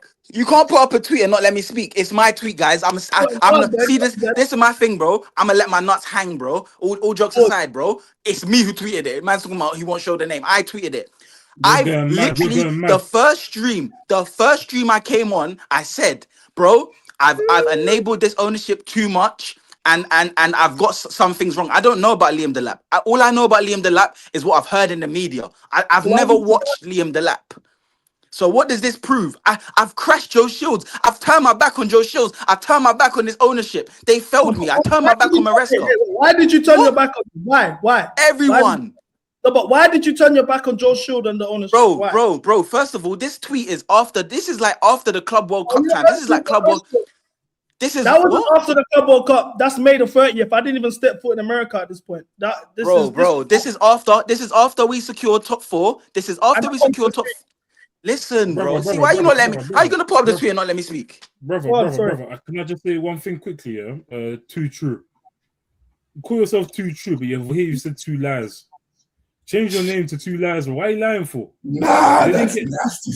You said that's 2 not. lies. It's not funny. We've used that joke before, Steph Zola. Not gonna lie. And anyway, Steph Zola, bro. I haven't heard you talk, so I can't even crash you, bro. But trust me, bro. Just by that speech alone, I can tell you're not in a conversation to speak ball with me like that. Trust me, bro. Don't get it twisted. You're lucky. What do you mean, brother? You're lucky I can't put my cam on, bro. Trust me, bro. It would have been. Trust me, bro. It would have been crashes for you. So you calm yourself down.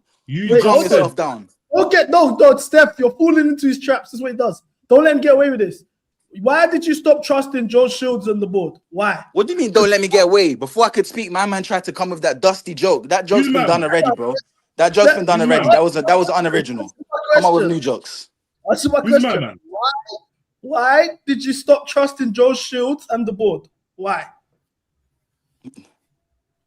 Because like I said, the results showed me that they're wrong. What the fuck do you mean? What? It's because somebody lost his job. Be honest. No, it's not. See, that's why you just chat rubbish. You chat rubbish. Okay, CB. I'm gonna prove to you how you just say things for camera. On the first time I ever spoke to you, December 31st, 2025, you asked me about Chelsea. The first thing I ever said to you in life was that this ownership. Let me speak. Like, why are you gonna ask me questions and not let me speak? This guy's annoying, man. This guy's annoying. Whatever, man. Whatever. You win. It's your show, bro. You win. Did you not say that? You win. It's your show. You win. Did you not say that though? Bro, you didn't even let me finish speaking. I'm not gonna entertain you. I'm gonna put mute. No, I'm gonna put mute. True. Sorry. No. You're done. I'm not gonna explain again. I'm not gonna explain again. Myself. I'm quiet though. We're not gonna explain again. You're not letting me speak. It's cool. I'm not gonna waste my breath. Okay, I got one more tweet, and I tried to speak to you about it. Obviously, heads were hot at the time. We dropped points. I get it. You said Cole Palmer is 6'2" Messi. Simple Absolutely. as that. Diamond. Call a spade. Best player in the Prem. And let's be real, he's the best player in football right here today. Yeah, absolutely. October 29th, 2024. So, like I said, once again, and I still stand by this point, by the way, Cole Palmer's skill set is of a 6'2" Messi. Absolutely, I stand by that. Absolutely, I believe he's the best player in the Prem, and he's in the conversation for best player in the world, could win that conversation. Of course, the form and everything right now downplays that point, but the reason why we're all outraged in this fan base is because we all believe he's capable of this. You tweeted that he could win a Ballon d'Or and go for PFA Player of the Year this year. So clearly, you're on the same path as me. You're trying to make me look stupid. Bro, I'm the wrong person. I stand on everything I just said there. I stand on that. My mum's life, I stand on that. Let me tell you the difference between me and you. Yeah? I thought going into the season, Cole Palmer was going to make the Ballon d'Or podium. He was going to lead us to either a league push or a Champions League push, right? He didn't do it. I know that what I've said about what he could do this season, I'm wrong in that sense, but I'm honest enough to say, you know what? Fair enough. He isn't performing. I'm going to call out his performances. You, on the other hand, want to die on your sword.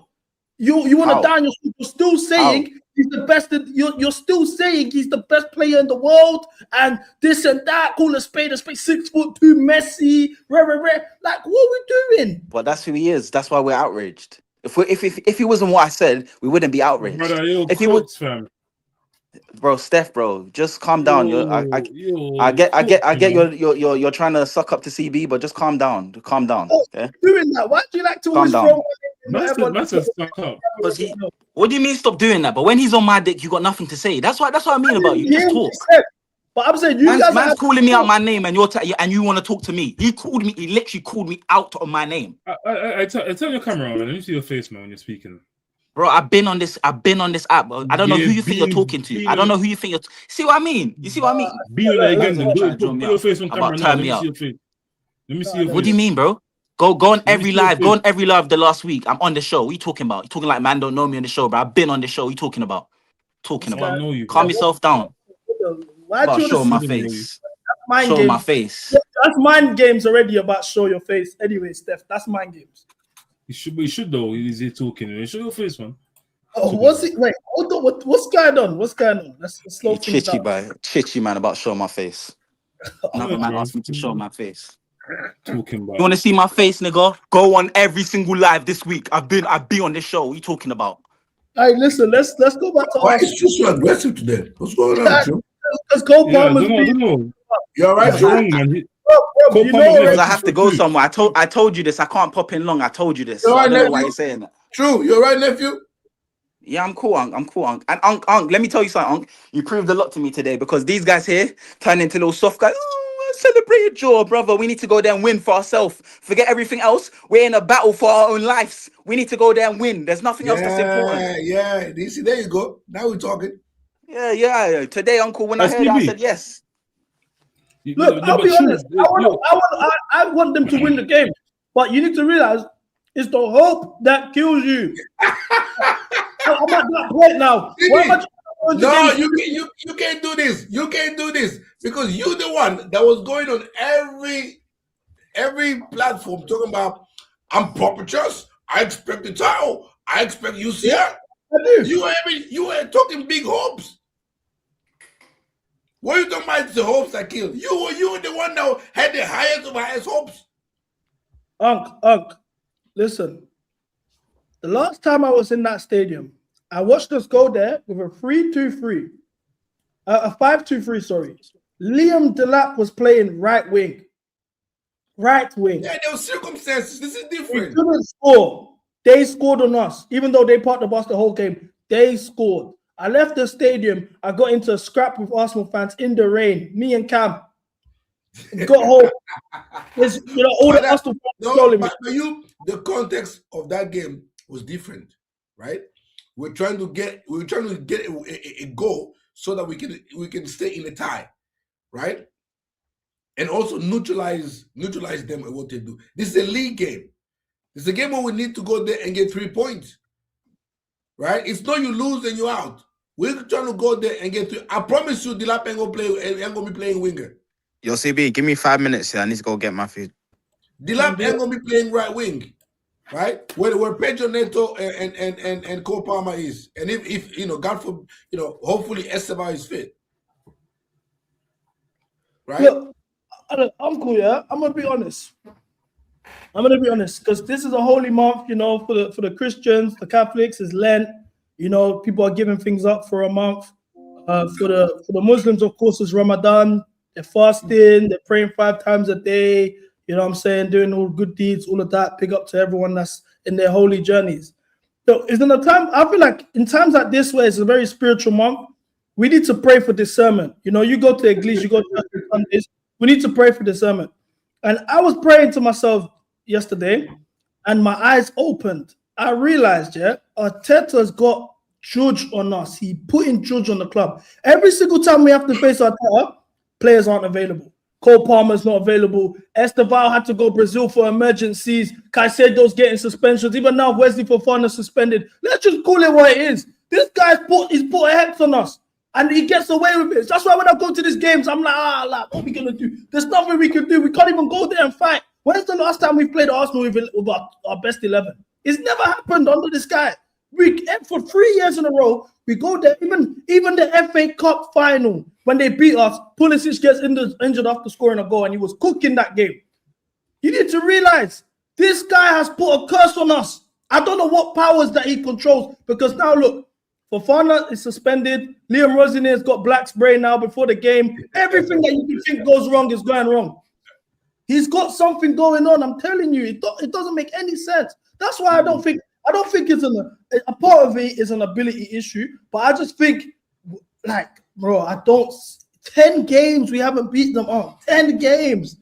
I can't keep just screaming like a madman. We're gonna beat them blindly, and we don't.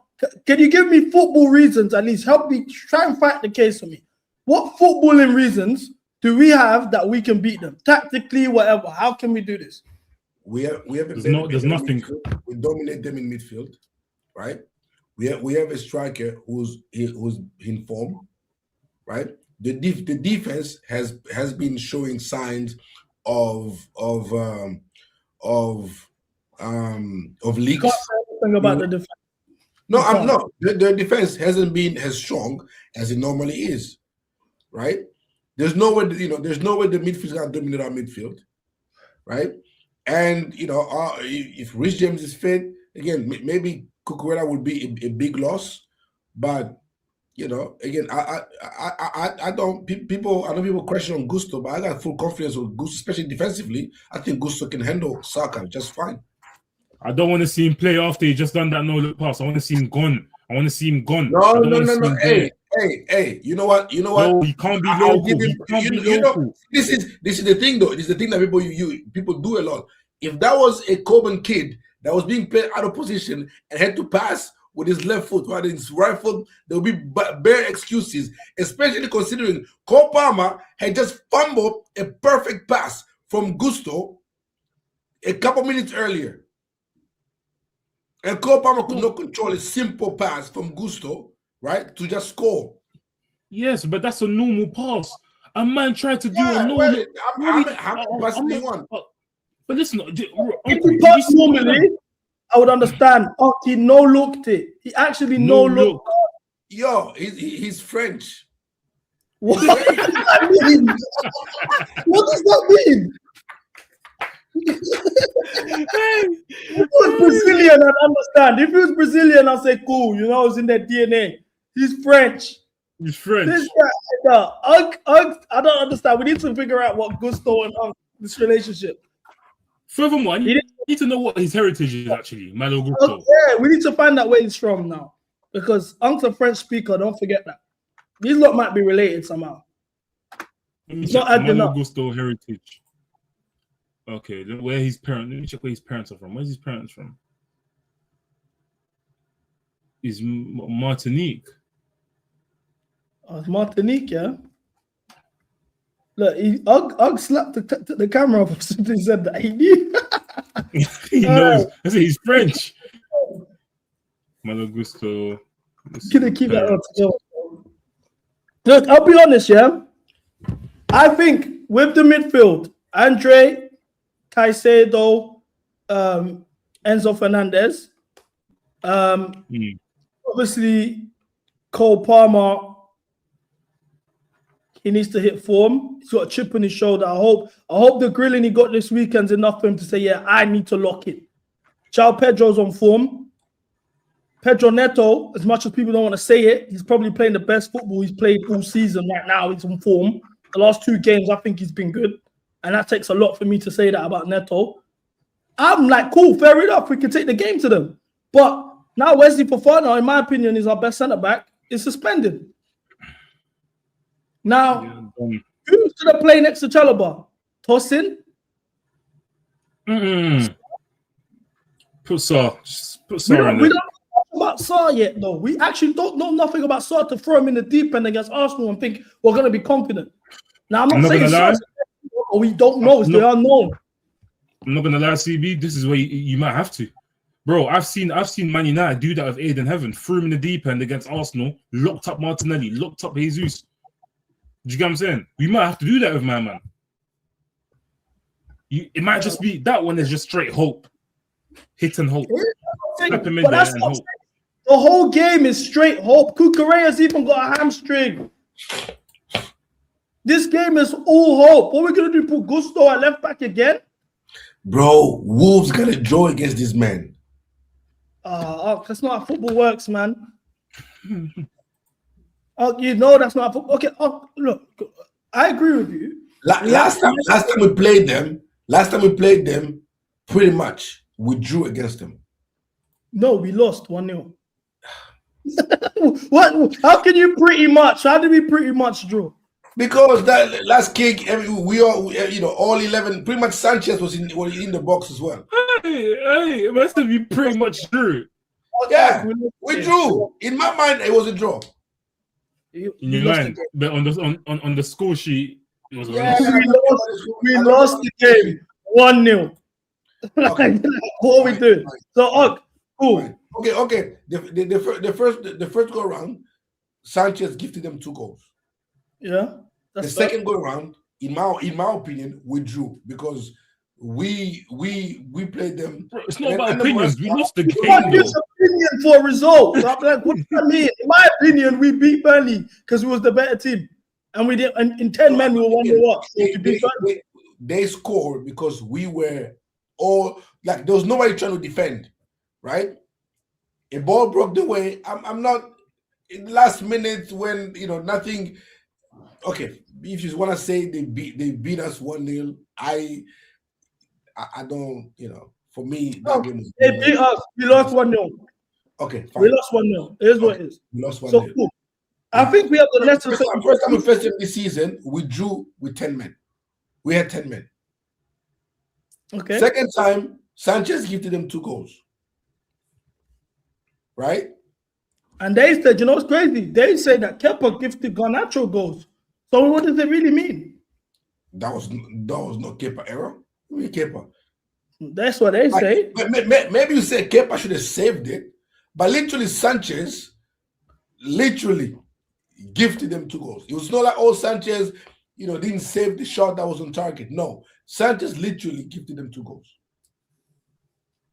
Oh, this is shameless. This is shameless. Look. Let's be honest here. With the midfield we have, I agree. The midfield battle with Andre, Enzo, Caicedo, we should win that midfield battle. I see Cole Palmer's got a chip on his shoulder. I know he's chronically online. He's held a lot of corn this week. Hopefully he's like, yep, I need to do something. And plus, I've never shown up at the Emirates. Maybe this is the game I show up. João Pedro is on form. He's probably looking at this game like, he likes a big away game. We saw with Napoli. We saw with Spurs. He's going to, even Man United, even though he didn't get on the score sheet, he's up for these big away days. So I'm looking at him. Pedro Neto is playing good football right now. The last 2 games he's been good. I'm looking at him. My issue is the fact that Wesley Fofana's out, suspended. Cucurella's got a hamstring injury. Remember as well, we have 3 days after that, we go away to Aston Villa. So the squad has to be managed to a certain extent. What we're going to do, play Hato or Gusto left back? Then who's playing next to Trev? Tosin or Sarr? Those questions there, those 2 answers in terms of the centre back, for me, makes me nervous. It makes me nervous. I can't have full confidence going into the game saying we're going to beat them. That is what you call delusion. I can't do that anymore. So that means you have confidence that they will beat us. No, I just think we can get a draw. I think we can go into that game and get a draw. Okay, you know what? I'll take that. Because I was going to ask you, you also give me footballing reason why you think they're going to beat us. I think we can get a goal. I think we can score goals. I just don't think we got the back line to protect us. That's my issue. No, that's fair. That's why I think we can take a draw. I want 3 points. I just don't see the 3 points, especially with the defensive limitations. No, that's fair. All right, boys. I got to jump in. Human, I had a question to ask you. Ask you one last question, I'm sorry, because everyone. Go on. So you tweeted. Let me get the tweet. You tweeted something that stood out. 1, because I didn't agree with it. 2, because I don't think anyone's actually considered these things. So we have dropped 19 points from winning positions and 17 have been at Stanford Bridge. I didn't know that. That's crazy. I also found out we have, if I'm not mistaken, 6 wins in the Premier League at home. That's what happens when you play in a library and away fans are louder than the home fans. No wonder players prefer playing away from home. Pathetic. I wanted to understand what you meant by this. Do you think playing away from home, playing at home is the reason why we're dropping points? Because the fans didn't make Trev get a red card against Brighton. The fans didn't make Palmer miss at 2-2. The fans didn't make us Tosin and Chalobah stare at the Sunderland striker while he pinned them on the box for 5 seconds. Like, I think it's really harsh to blame the fans over this. Yes. And I'm not saying the fans are exclusively the reason why points have been dropped. And 90% of the points we've dropped away from home. Sorry, 90% of the points we've dropped from winning position have been at home. 90% have been at home. Right? And so it can't just be a coincidence at this point. It can't be a coincidence. It's crazy. Because when our players are playing away from home, right? I don't think at the end of games there is, in my opinion, when I'm watching games, even when I've been at the bridge, right? Even when I've been at the bridge, especially, I think the last time I was at the bridge was United last season when we won 1-0. The Cucurella goal. Cucurella goal. You can feel the fans getting nervous, right? So the manager gets tense, the players get nervous, the fans get nervous, right? But when it's away from home, the players are a bit loose. They're a little more free, right? And there's not that pressure because the crowd gets everything. Every wrong pass, oh, there's a groan and a moan because we're not putting the game to bed. We're missing chances. We're not putting the games to bed. So the crowd gets anxious, the players get anxious. I promise you, if Copa Mcga that chance a lead at Ellen Road, he backs that. I think he backs that. Do you know why I brought this up? Because I think this is a very necessary conversation in regards to our home atmosphere. This is something I've called out for a long time. I've spent the last year traveling the world football. I watched us at the Allianz Arena. I saw the atmosphere. I saw flares. I saw drums. I saw non-stop support at home. I saw the Flamingo fans at the Club World Cup. Crazy atmosphere, non-stop support. Once again, drums, singing, etc. It was like it instills fear in the opponent. Even as a fan, you're like, oh shit, I don't know what I can do with it. Now, Stanford Bridge for me feels very dull. You know, we have the oldest season ticket holders in the Premier League. As much as we're close to the stadium, which is something I like, as opposed to like West Ham, for example, is like a dome and it's so far away from the pitch. Or Emirates is another example of that. Even though we're so intimate with the pitch and the players pause, I don't understand what it is that the culture at the club is so bad. The atmosphere is so bad. Even if you try and create a chant, people look at you like you're crazy. So you don't even like. What can you really do? That's why I stopped going to the bridge. You know, that's what I'm cheating. That's why I stopped. But that's why you get these what you call it Chelsea supporters trust, right? They will do everything. They will complain. They will say, "Oh, we don't accept this," but they won't do anything to improve the atmosphere at the bridge, which actually helps the players win games, right? Because when the bridge gets nervous, the players get tense. It gives confidence to the opposition to say, "Oh, these lot don't think they can close this out. These lot don't think they can win this." The only thing that the likes of Burnley gets confidence. The likes of Leeds get confidence. Say, "Oh, let's go at them now," because their fans get nervous. Now, when the opposing fans feel that we get nervous, now they get louder. The louder they get, the more the players start playing. The harder the players start playing, and then the more nervous we just pray. Oh my God, let us get to the final whistle. Right? No, I agree. Instead, what should happen is the opposition should be scared that a 1-0, or let's do damage limitation here. Let's not let it get to 2 or 3 or 4 and mess up our goal difference. But the difference is when you go to Old Trafford, for instance, right? There's a reason why they've never lost at Old Trafford when they're leading at halftime. They've never lost there. Why? No, we are here losing. Like, you can't tell me because United are a good team. I've been to away games this season and home games. I prefer going to away games. I've always preferred going to away games 100%. because I feel like it's us against the world, so the fans are so much more up for it. You go with the intention to chant, sing, cheer, etc. So I've always enjoyed the away game. I always enjoy the away days much more than the home games. But even Caicedo said last year, at the beginning of the season, some of the players were getting attacked because we weren't doing well. It's hard for me. I prefer to play away from home than at home because the fans were attacking me. That's mad. This is a star player. He's a star player. He's saying that if he's not just, I prefer playing away from home. I don't like playing in our own stage, and I don't. So essentially, he doesn't even see home as home. That is crazy. But then, if you talk to fans, we're like, "Hey, I pay my money. I have the right to boo. I have the right to say whatever I want to say because I pay my money." It's like every fan of every football club pays the money to watch this club. You are not any more special, so you start abusing your players like Caicedo's, right? Where to the point where players start feeling better playing away from home than they do at home. Like I keep saying, there is a reason why Manchester United have the record that says they have never lost a home game when they lead at halftime. Even when they were at the worst under Amorim, they didn't. Right? Even when they had Onana in goal and they had Hoyland up top, they never lost a game when they're leading at halftime at home. But my goodness, we got 17-point drop this season alone. Well, can I ask you a question though? How much would you put the atmosphere onto the fans mind you, obviously, this is a fan base that have seen legends play for the clubs. The likes of Eden Hazard, Drogba, Francis Fabregas. You know what I'm saying?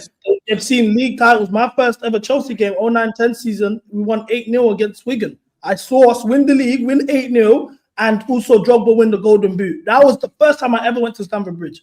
So we're so accustomed to winning, seeing great teams, and then being let down and upset by the board to the extent that they're seeing dead performances. We're not challenging anymore. Players that are being brought in are not the standard which they would look at for Chelsea. Do you think a lot of the grievances from the fans comes from the unhappiness they feel towards the board and the ownership? Or do you think that's no? Again, I will go back to the same Manchester United example.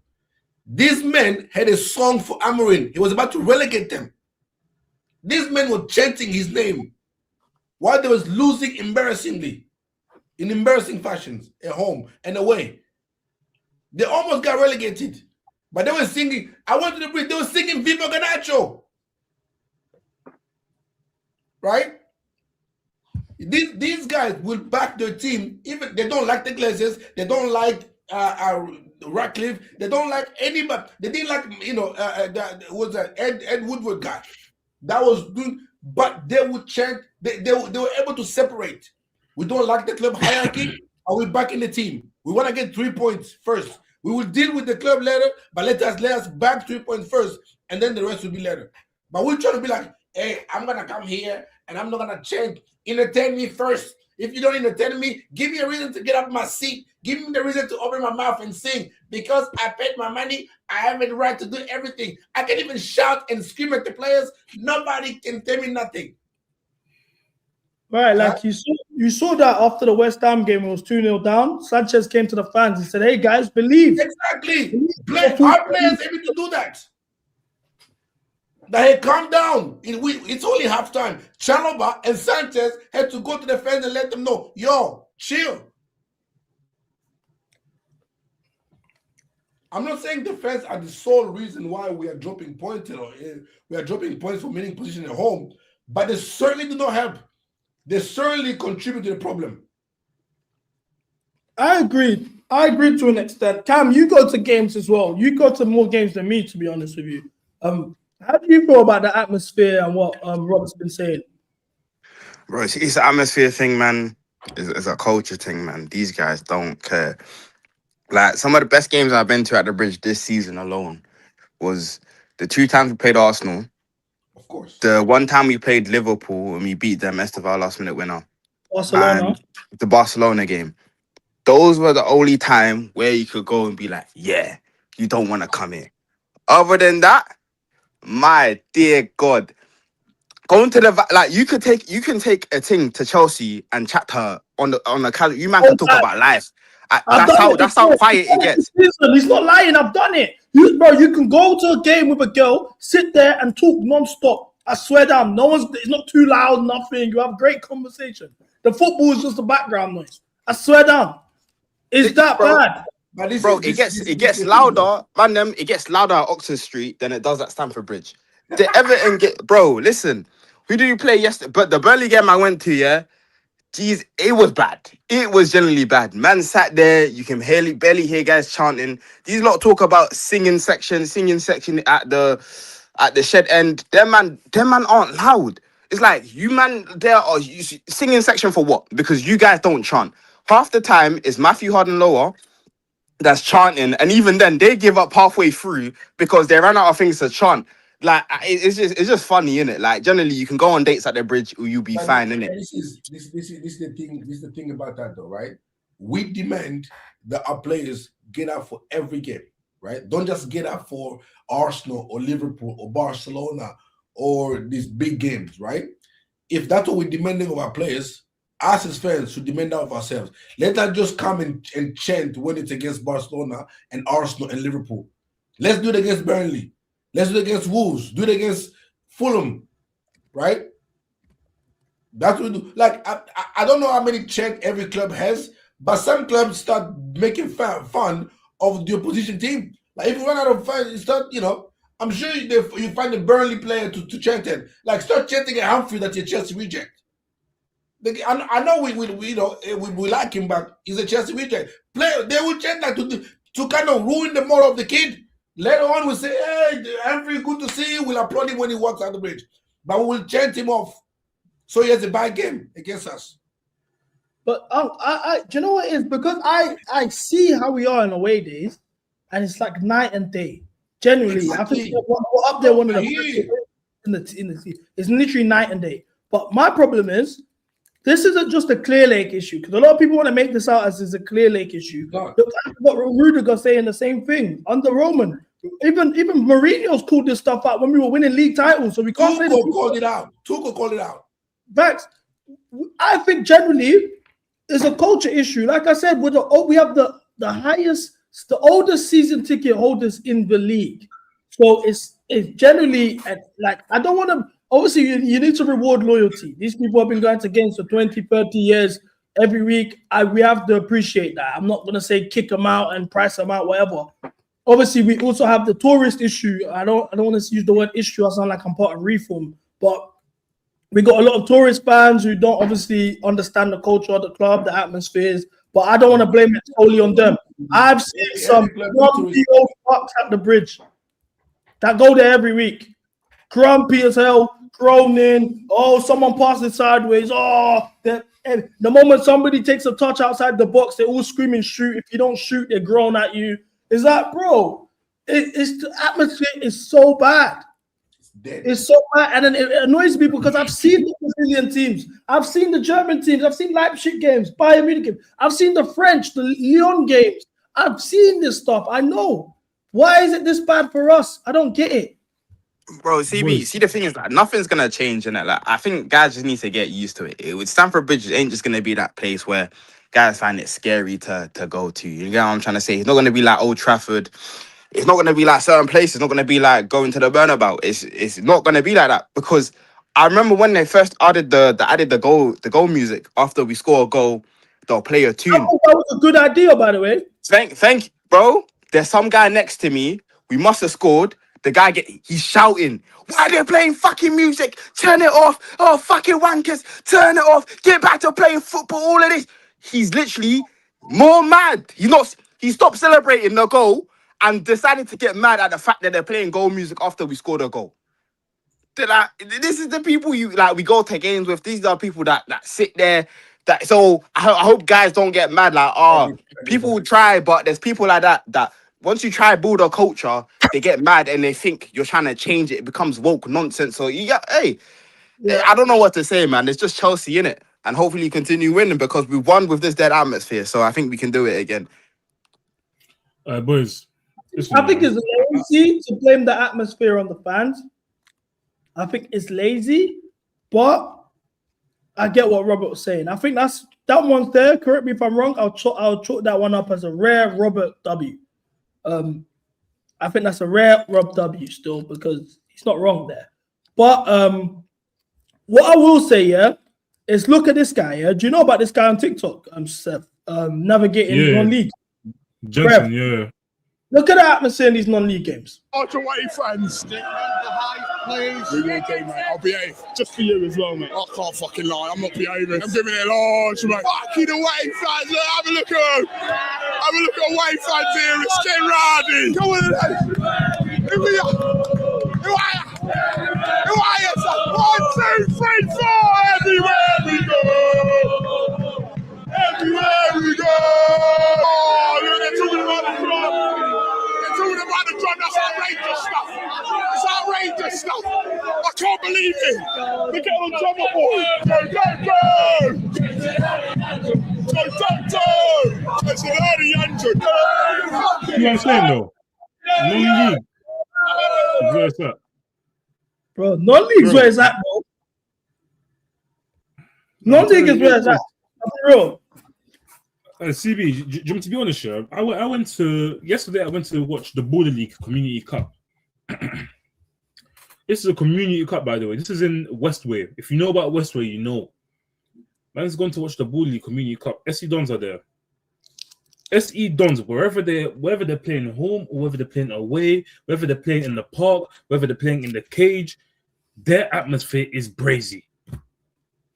Man, I have to say, their atmosphere is way better than Chelsea's. I'd rather go watch AC Dons than Chelsea, bro. I went to watch Chelsea versus Paphos. I swear to you, them Paphos fans, they came on a mad thing. Flares, everything. Like, they didn't even let us walk together. We weren't allowed. The way they ran into the stadium, from time man see them outside the hotel, I just knew, yeah, it's time. I wasn't going to be surprised if we lost that game, by the way, as well. But this is the thing, yeah. These lower league teams, look at that. They man have drums, brother. They have drums. They're actually running the drums. I'm looking at them saying, "Raw, cool, no problem." Them man are doing their thing. But us culturally was so shit. Even before games, where did we go before games to shake up the way teams when they come in? They're like, "Oh my god, we got these man." That we don't have that. Like, come on, man, it's so bad, man. It's so but bad. Before I leave, I wanted to ask one quick question about the Blue Co group. You're gone. So obviously, I watch Strasbourg a lot, innit? I watch them. I'm not gonna lie, I watch them a lot. Obviously, my brethren plays for them, innit? And even before my brethren signed for them, man's been watching them a lot. And let me not lie, we've already got a Mcga from Strasbourg coming in next season. Yeah, number 9. I think he's good enough. I rate him. Meaty, but go on. You think he's meaty? Yeah. But I know why. He's Congolese, so he's probably one of your cousins or something.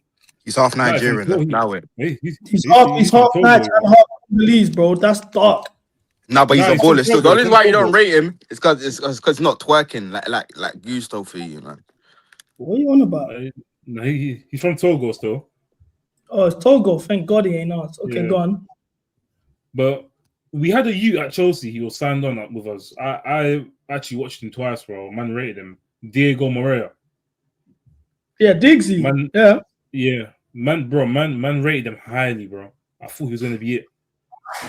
I seen what this guy assisted my boy yesterday at Strasbourg, and I said to myself, yeah, I want him back straight, no chattings. The likes of Juventus are on him. I see Juventus, AC Milan, and apparently, Juventus are shit though.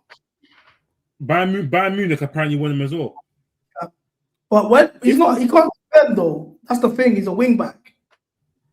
Oh, I'd hear it. I'll take him though. I'll be honest. I'll take him though, man. I won't lie. But we keep look at the teams we're trying to shop at. Though. We're shopping at Strasbourg and that, and then we're surprised how we are where we are. We shop. Wait, I'm confused. What are we supposed to be shopping at? Bro, what are you talking about? Bro, where are we supposed to be shopping at? I'm asking the question. I'm saying, yeah, listen, if we've got talent there, grab it. That's what I'm saying. Bro, he's mad. He's mad because the talent don't say LV, Prada, Gucci. That's what he's mad at. He's mad because the talent, yeah, we're getting it direct from the source. We're getting it factory made where it's getting done in a factory. What if Strasbourg won? What if Strasbourg won? Nothing, what the fuck does that mean? What they're producing. Well, I'm confused. What does that have to do with anything? Good though, I won't lie. No problem. Bring him in. No problem. It's the same shit you man was doing with the lap last year. Bring him in. No problem. No. It's not the same. What did JP win before he came to Chelsea? There we go. True. What are you saying? Yeah. Yeah, in the question chat. The man that wanted to see my face since they're so enticed for my face, by the way. But yeah, anyway. How do you feel about Mickey van der Ven? Come back. What do you mean come back? Why do you want to watch my face so much? Is that a V-neck? Is that acne on your face? Is that a V-neck, bro? Yeah, the good answer. Damn. Hold that. Hold that. You got acne on my face and you asked me to see my face, first and foremost. Calm yourself down. Anyway, how do you feel about Mickey van der Ven signing CB? Signing Mickey van der Ven. He's injury prone. He's good though. I won't lie. I'll take it. But also shopping at these. Why are we shopping at these? Bro, wait, hold on. This is a jersey, by the way.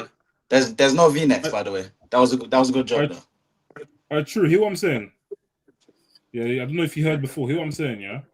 I'm saying, yeah, We've got talent at Strasbourg, Blue Coal Group, obviously. What talent? What talent do we have? I CB, I gotta go again. Sorry, bro. I gotta go. But yeah, I like Diggsy. I like Diggsy though, and I like Barco. Cool. Diggsy, Barco. And Mcga's already on his way. Martial Goddo, go look at his numbers, bro. And Itis as well. I'm not even saying this because he's my brethren, bro. What man's doing, bro, on the pitch? It's too easy. Go have a look. Have a look at the numbers. Wait, who's your boy? Martial Goddo.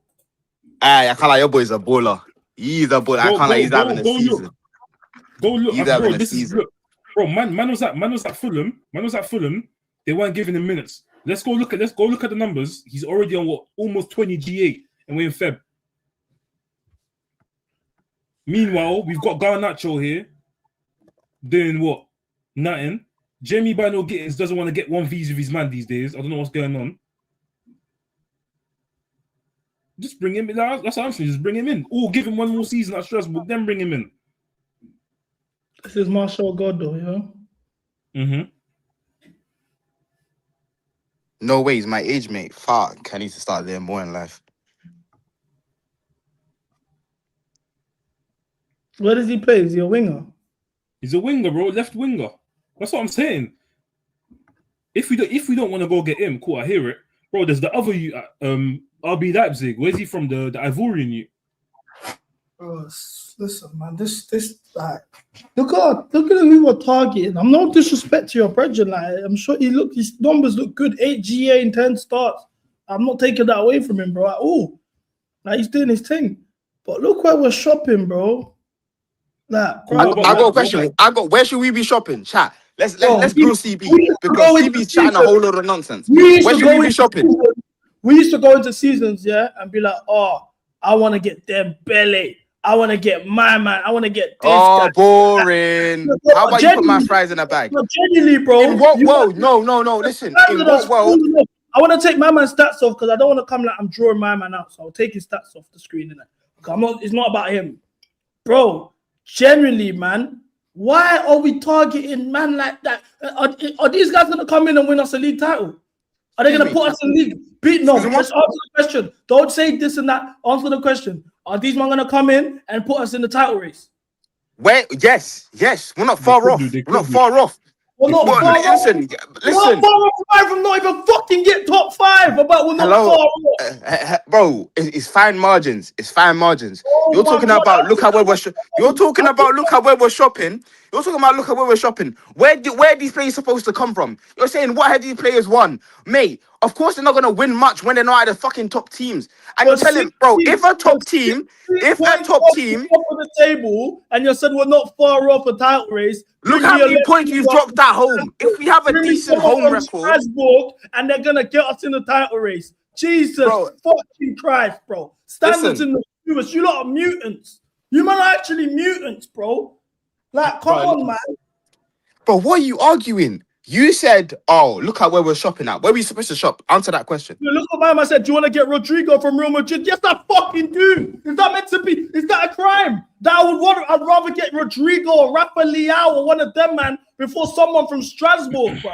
Man said Rafael Leao. So, hey, listen, CB, you're taking the piss. Leao.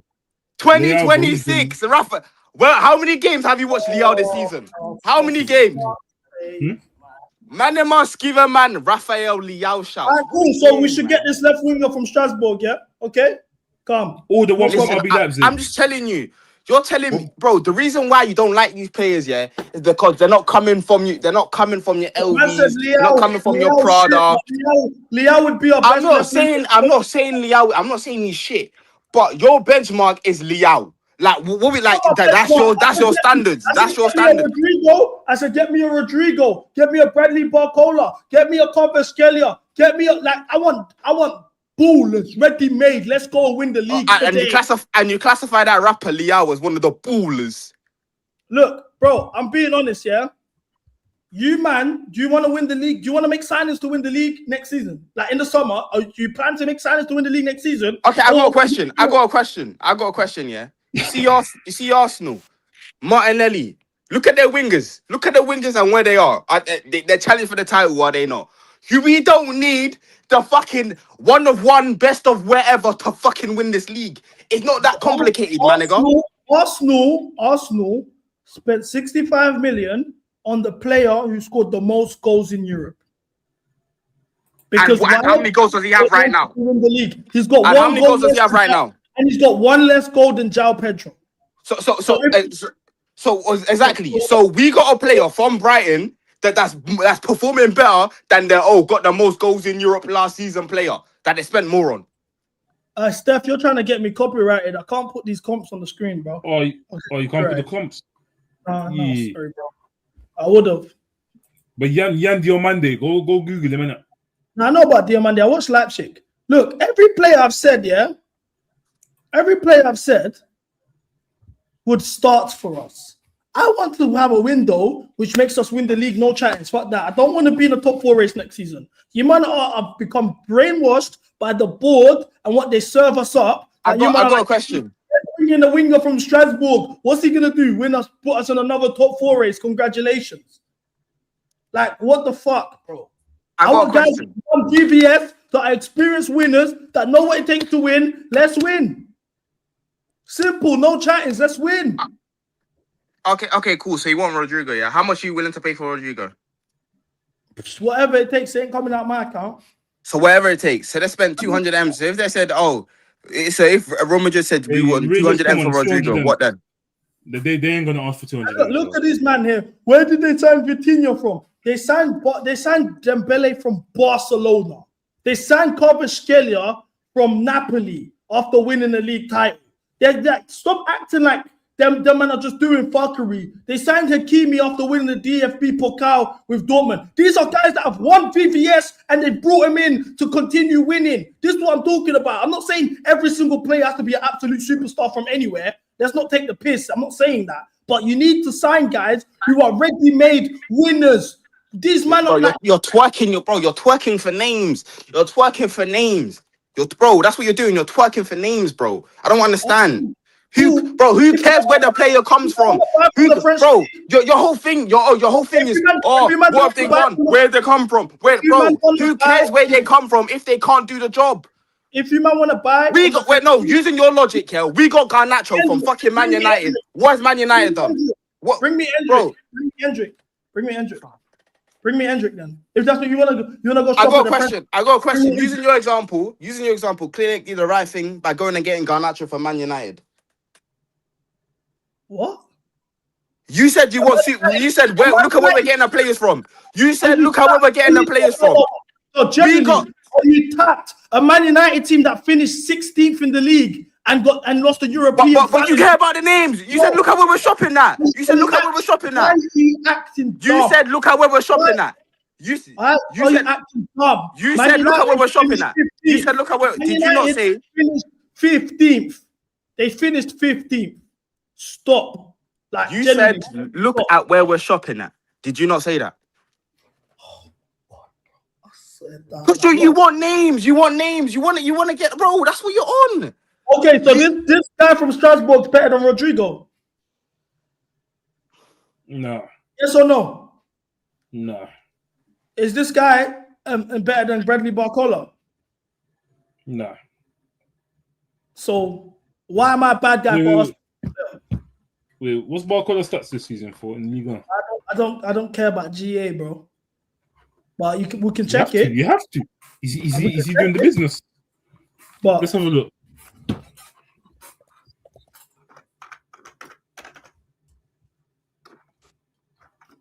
He's got 8 goals in the league. Cool, so the same as exactly. Look at that, bro. Like, all right, bro. These men are doing my head in, man. Like, man. But you know what? Because this is the same conversations we had when we were linked to the lap. And I was telling you, man, the lap's dead food. I'm a better footballer than the lap. All of you, man, in the chat, all you mutants that are crashing me now, yeah, saying this Strasbourg guy's better than all of these players. Well, the same man that used to tell me, he's baby Harry Kane. This guy's going to start for England. This guy's a baller. You need to watch him. You don't watch Ipswich. You told me all of this stuff, and now you're the same man crashing it. Do you guys want to have a transfer window where we actually improve and we change our targets, or do you want a window that has us moving sideways and we have a the the issue is if you're quote unquote targets, yeah, quote unquote targets. These top teams you want to go shop at. Do you want to shop at top teams? That's what you want to shop at, innit? It's not about the top teams. I want to bring guys. If this the guy at Strasbourg who can, I asked you guys, will this guy take us to a title race next season? All of you man said no. So why are we targeting him? Who said no? So this guy will take us in a title race. This Godot guy. He's better than fucking your boy. He's better than your ox, bro. The nigga you were on your knees for, slopping up. He's better than him. That isn't a good indicator of whether that takes us to the title. Yes, it is. Because you were fucking Garnacho. Your indicator for a good player a couple months ago was fucking Alejandro Garnacho. And you're trying to sit here and tell me we shouldn't shop at these players because they don't got VVS. What the fuck? Let me tell you why you got mad. Because every single winger I said is a winger that I think, in my opinion, will take us to a title race. Garnacho ain't taking us to a title race. Neto ain't taking us. But he's got VVS though. He's got VVS. He's got VVS. Garnacho's got VVS. Do you actually want to have a serious conversation, or you just trying to troll? I'm having a serious I'm having a shit, bro. We're having a serious conversation. If you want to troll, we can troll each other, bro. I'm not trolling. Your parameters for where we should shop at does not make sense. That are better than our current wingers. So why are you mentioning 49? We know 49 ain't taking us to a title race. That's a fact. I'm asking you now. Okay, cool. So I got a question. Do you guys want a transfer window where you want to be challenged for the title next year, or do you want to do sideways moves? Okay, I got a question. Okay, cool. A couple months ago, when you were viciously ucking Garnacho, yeah. So you believe then he could take us to a title race? No, I didn't. So why were you ucking him? No, to be honest, I thought we were already going to be in the title race, and he was just going to be deaf if someone got injured. That's why. Okay, cool. So if they're bringing Leao this summer, Leao can take us to a title race. Not just him alone, but he can contribute. Yes, and the left wing position, yeah, he can contribute. Like, man, look at this. Mcga's coming. Quenda's coming. We're not winning the league next season with these signings. Am I taxed for saying that? But where do you think these players come from? Your parameters for picking players doesn't make any sense. The team they come for is the quality. Mcga isn't good enough to win us the league. Quenda right now isn't good enough. But Nicholas Jackson is, yeah? Look at the stuff you're saying. No, because these are the players you uck. So if you said every season you want to be challenging for a fucking title, and then you rise names like, better bring Jackson back. So you believe Jackson can take us to the title? I believe Jackson's better than Mcga.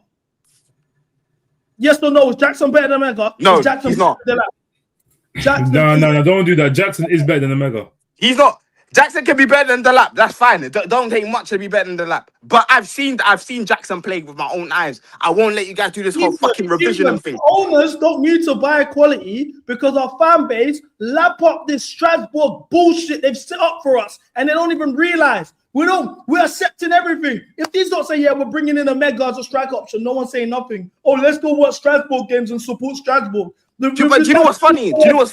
If another team gets one of these players, you'll be the first one here to sit on stream and be like, "Oh, the directors are failing. Why didn't they get him? Why didn't they get him? Why didn't they get him?" Mother's life, if a Strasbourg player got sold, I couldn't give a shit. I don't care about Strasbourg. I'm not talking about Strasbourg. I'm saying if we get linked to a player that hasn't won VVS, like you said, quote unquote, yeah, and then we get linked to them, we don't get them.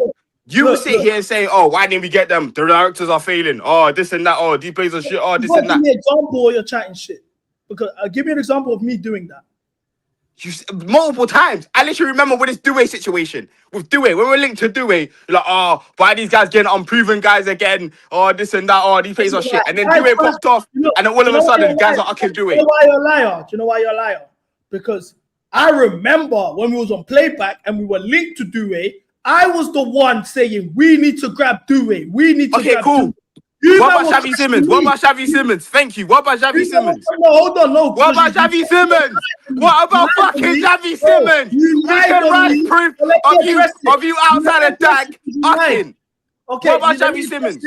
What about Xavi Simmons? Let me address it because you lied on me. Don't lie and then now correcting your lie. You're changing. Okay, cool. Because you crashed me for wanting Doué. You was the one that said no. That's a fucking lie. That's a fucking lie. Why are you lying for? That's a lie. I What about remember- Xavi Simmons? Rise the footage. It's not copyright because it's on your own fucking channel. Rise the footage of you crashing out outside the DAG on your with your camera outside. Talk about these directors that failed. Why didn't they get Xavi Simmons? I don't hear you complain about Xavi Simmons anymore.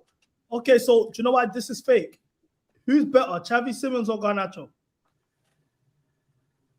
They're both shit.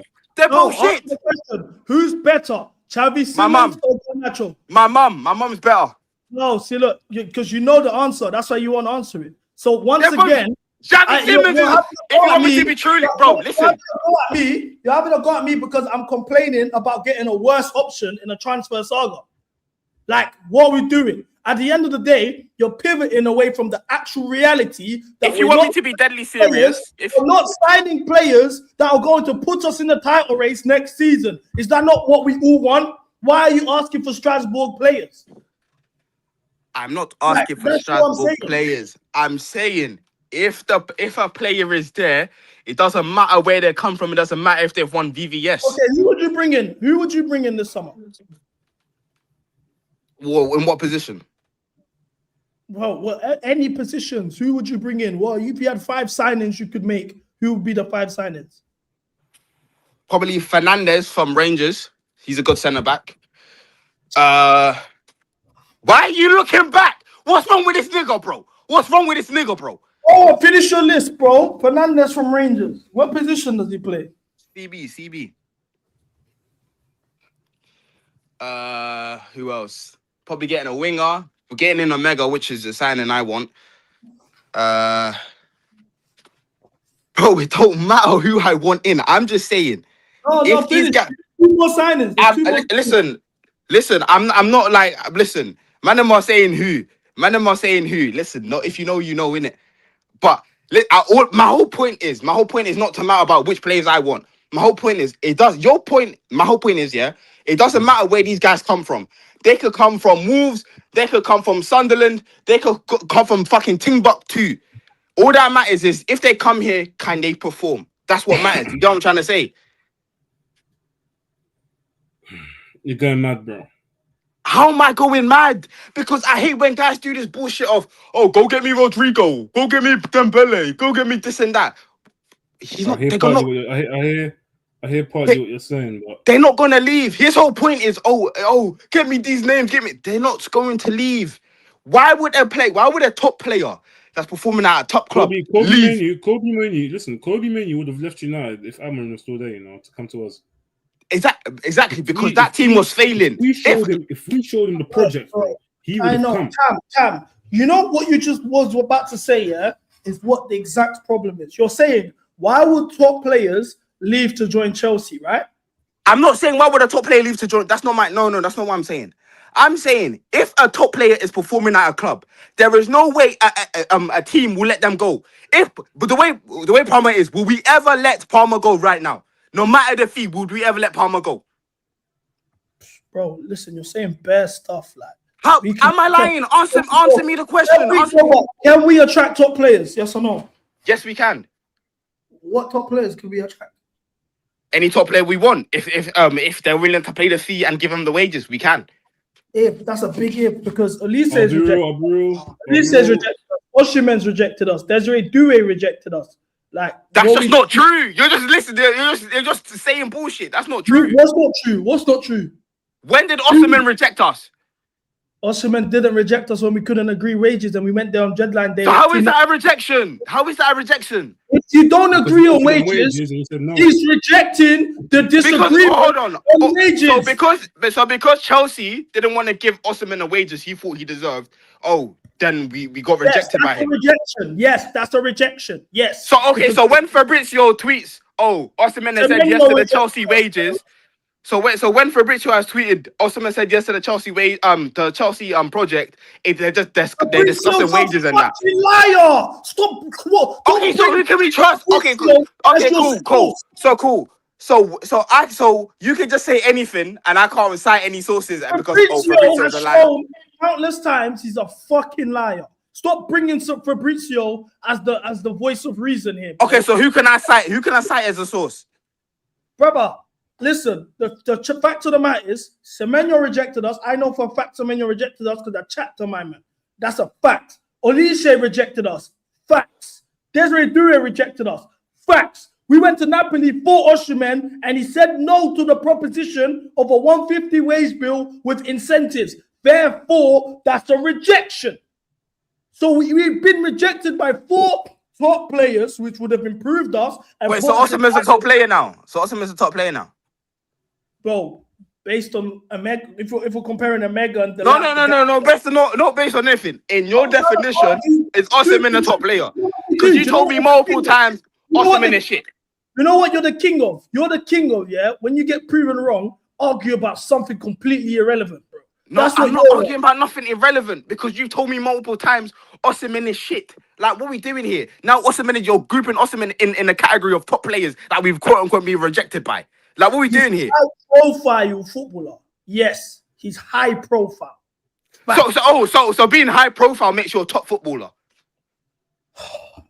No, I'm just asking. I'm really just asking what it takes to be elite.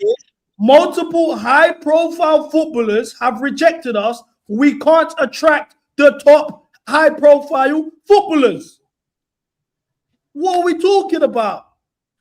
At the end of the day, Osimhen's better than Mcga. Osimhen's better than Delap.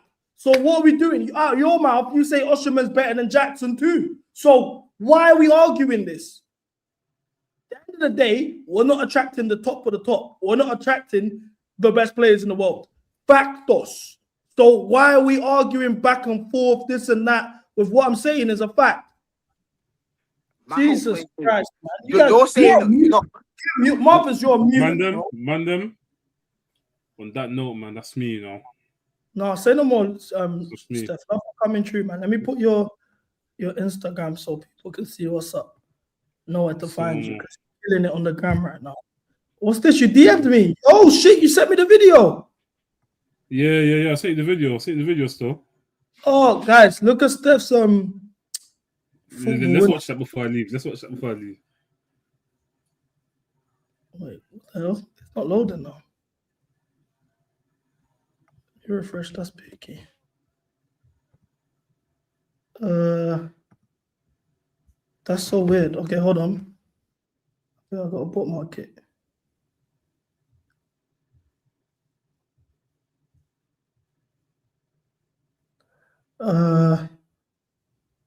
But look, bro, what I'm saying isn't even mad tough, bro. I just think we need to improve on, if we're going to sign players, we've got to sign players based on the targets we want. Let's not just sign players because they might be better than what we already have or the same level of what we already have. That's just not making no sense. That's hustling backwards, bro. That's all I was trying to say. This is me 4 years ago today, you know. 4 years ago today, I made my debut in men's football, fam. I thought I was going to make it. Big man thing. No one could tell me nothing. I thought in my head, I was thinking, yeah, this is the start of something new. I'm going to climb the ranks non-league. I'm going to go step 5, step 4, step 3, step 2, step 1, then boom, Premier League, fam. I thought I was that good. I thought I had levels. That same season, I even moved clubs. I won a trophy, fam. I even won a trophy. Not a lot of people can say they've won a trophy in men's football, you know. Trust me, not a lot of men can say that. A lot of men can show their clips and shit, but bro, I've got a trophy. I ain't got clips. I've got a trophy there. But that's enough of me ramping here. Let me just show you in 2 videos why I didn't make it as a footballer. Let me show you. Man, have a look at this shit. Have a look at this. This is me playing CB. No pressure at all. Which one's you? This one here, yeah? Yeah, that's me there. I zing it to my teammate. Oh, the ball went. You look weird. Fam, God knows I had no reason to do that. I had no... You left-footed? Yeah, bro. I was just off balance. The pitch was dead. I was playing in Tilbury, bro. Steph, you must have been doing balloons, innit? Pre-game warm-up, balloons. I remember the night before, I went motive. Because that one day is mind games. I remember the night before I went motive. I went to one motive in Peckham. Bro, you're mad. You didn't want to take a touch. No reason to do that. Why am I doing impressed like that? Look, see, that's why I didn't make it. This is me trying to rap it bins, fam. I don't know what I was thinking in my head. I don't know what. Hey, do you want to hear something mad? Do you want to hear something mad about this? Yeah? Go back to that video. I don't know how to go back. Life story about why man didn't make it as a footballer. So when you want to Cool, come you talk to see me that about last video football, there? The boots I was wearing were size 11.5. The only reason I've got them is because all my brethren are on me that I didn't have, ACC Nike, ACC boots. I didn't have ACC. So the only one ACCs that was in the shop was the Magistas. It's 11.5. Bro, I don't even wear 11.5 now. I'm a size 9.5. I remember I had to double sock that. I had to double sock it. Every time I went to search, I had to double sock. And I would actually wear real football socks, like to ball sesh. That's not normal. No, that's my man. That's how they make it, man. Yeah, no, it wasn't good enough. No, ball ain't for everyone, isn't it? Yeah, literally, man. Ball ain't for everyone, man. I should have picked up the racket. I feel like you'd be good at tennis. Nah, man, I got bad shoulders. At least you're honest, though. Like, do you know Zach Season? Yeah. Oh, bro, see him? Do you think he's actually called that ball, though? He might be good at ball, but bro, there's one thing I can't agree that he said, bro. They offered him the contract and he went back to the block. Come on, man. What? Come on, that. Bro, why lie? I said, this is shit, bro. If I was on that pitch, bro, I would turn that shit up, bro. Like, chat, you don't understand. Bro will tell you, man turned down a good four-digit contract a week to go to the block to sell certain things, bro. Because I didn't care. Man had contracts in the back of my car, cutting through the hood with big bro, cutting through the hood with professional contracts in the back of the car. Agents calling me, where you at? Where you at? Where you at? And you're not saying that, what's going on? Man just there on the block with big R9 and that, just burning stuff on the loud. I'm like, bro, I didn't care about football, bro. I went to Bundesliga.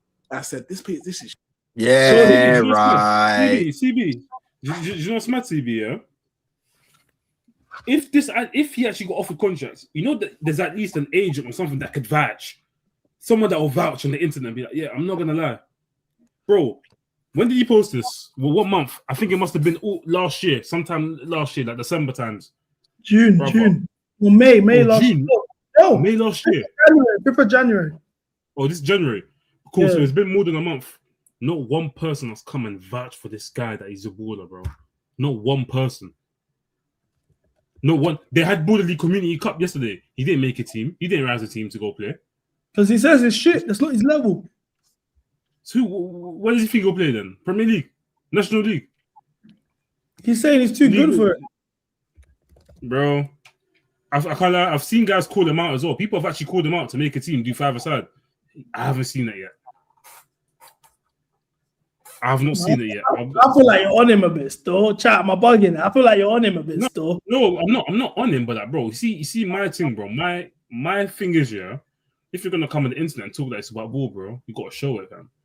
You can't show clips of you just dribbling through cones and that, bro. That don't make no sense. Like me, I can accept the fact that I'm not good at ball, bro. I'm a fan of football, bro. So I'm allowed to criticize man that talk rubbish about ball. You know what I'm saying? No, but you have to be decent still. You made a debut in the men's game, bro. You gotta be decent. Yeah, bro. Man was actually good. Like I was actually decent. That was probably my level. I wasn't going anywhere higher than step 3, bro. Step 4. I'll be real. What? So you would have been playing for Tamworth and that? Yeah, man. Nah, bro. I wasn't. Bro, imagine you know when I was 14, when West Ham open trials. No, it is, yeah. I don't think he's not. I don't think he's a shit footballer, but you must have been making so much dough on the roads to say no to the contract. If that is the case, you must have been killing it in the team. Now, yeah, that's what I'm saying. That's where you have the conversations about is that true or not? Because I'll be real, that's wild. Unless the teams are also shit teams as well, and he's like, I don't know, I don't really rate the team, and I'm doing my thing on the roads, say no more. But I don't know. PK Humble responded to this. See one guy on TikTok, he streams as well. One black guy, he looks like Noni Mandike on crack. And he was saying Baller League is dead. What's his name? Someone must know. The guy that lied about the contract. That season, yeah.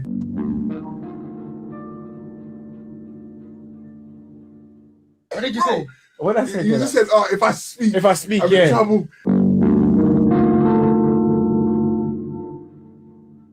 He said he was leaving the contract in the back of his car and he was going to the block to chill with the man. What block? What block did I give?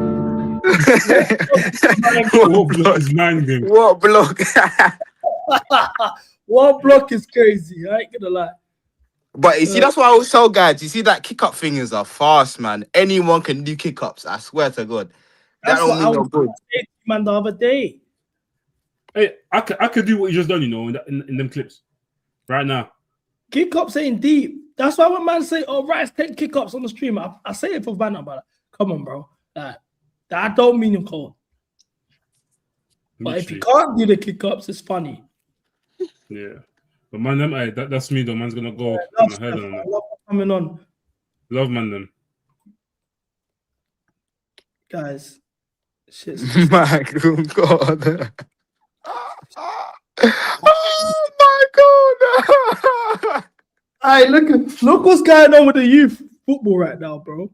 Look what's going on with the youth football. Man's bleeding off the black spray. Black spray's all bleeding. This is what you man are doing. You're influencing the youth to go and do fuckery, bro. You man are influencing the youth to go and do fuckery. Come on, man. Do you know why it's mad? Has anyone ever lotioned their face, yeah, and step outside the crib and it starts raining? The lotion gets in your eyes and that. Yeah, Man's got black spray in his eyes. He can't even see. The brother can't even see. You reckon he even knows it's the black spray? Do you think he's just thinking like, "Oh fuck, I'm sweating bears"? I don't think he's aware it's the black spray. Nah, he can't even know. He's probably thinking, yeah, I'm sweating in different. You probably think he's putting in a shift. I'm sweating in different places and that. Why? Apparently, Zach Season played with Joe Bellingham. Job is a dead footballer as well. I'm not even gonna lie to you lot. So you lot can hold tight on that one. Cam, they're saying that's you right now, bro. That's not me, Chad. My black spray is gone, chat. It's gone. Should we talk on Mexico? Do you want to talk about what's going on in Mexico? Listen, man. Hey, listen. Hold on. R.I.P. El Mencho, bro. He's a demon. R.I.P. him and that, man. Before we get to that, yeah, because I'm gonna forget, yeah, bro. What kind of injury? Yeah, I was thinking to myself when I saw this. I bookmarked this because I was thinking to myself, what kind of injury do you need to have to get the neck brace? This is what Tupac got when he got shot at Quad Studios. So I'm thinking to myself, what could have possibly happened to Loftus Cheek where you need to have this neck brace to come off? Pause. CB, the most mad. This is what they give guys when they got shanked. You know when they get shanked. That's when they get airlifted. That's what they give, man, when they get airlifted. So I was thinking already, bro, what's happened to my man? That's mad. And then I've seen this picture on his Instagram today. Bruv, this is mental. What happened? I'll be honest, I didn't watch the game. I ain't seen clips. What happened to him? That is mental. Ruben Loftus-Cheek. Let's find his injury because this is mad.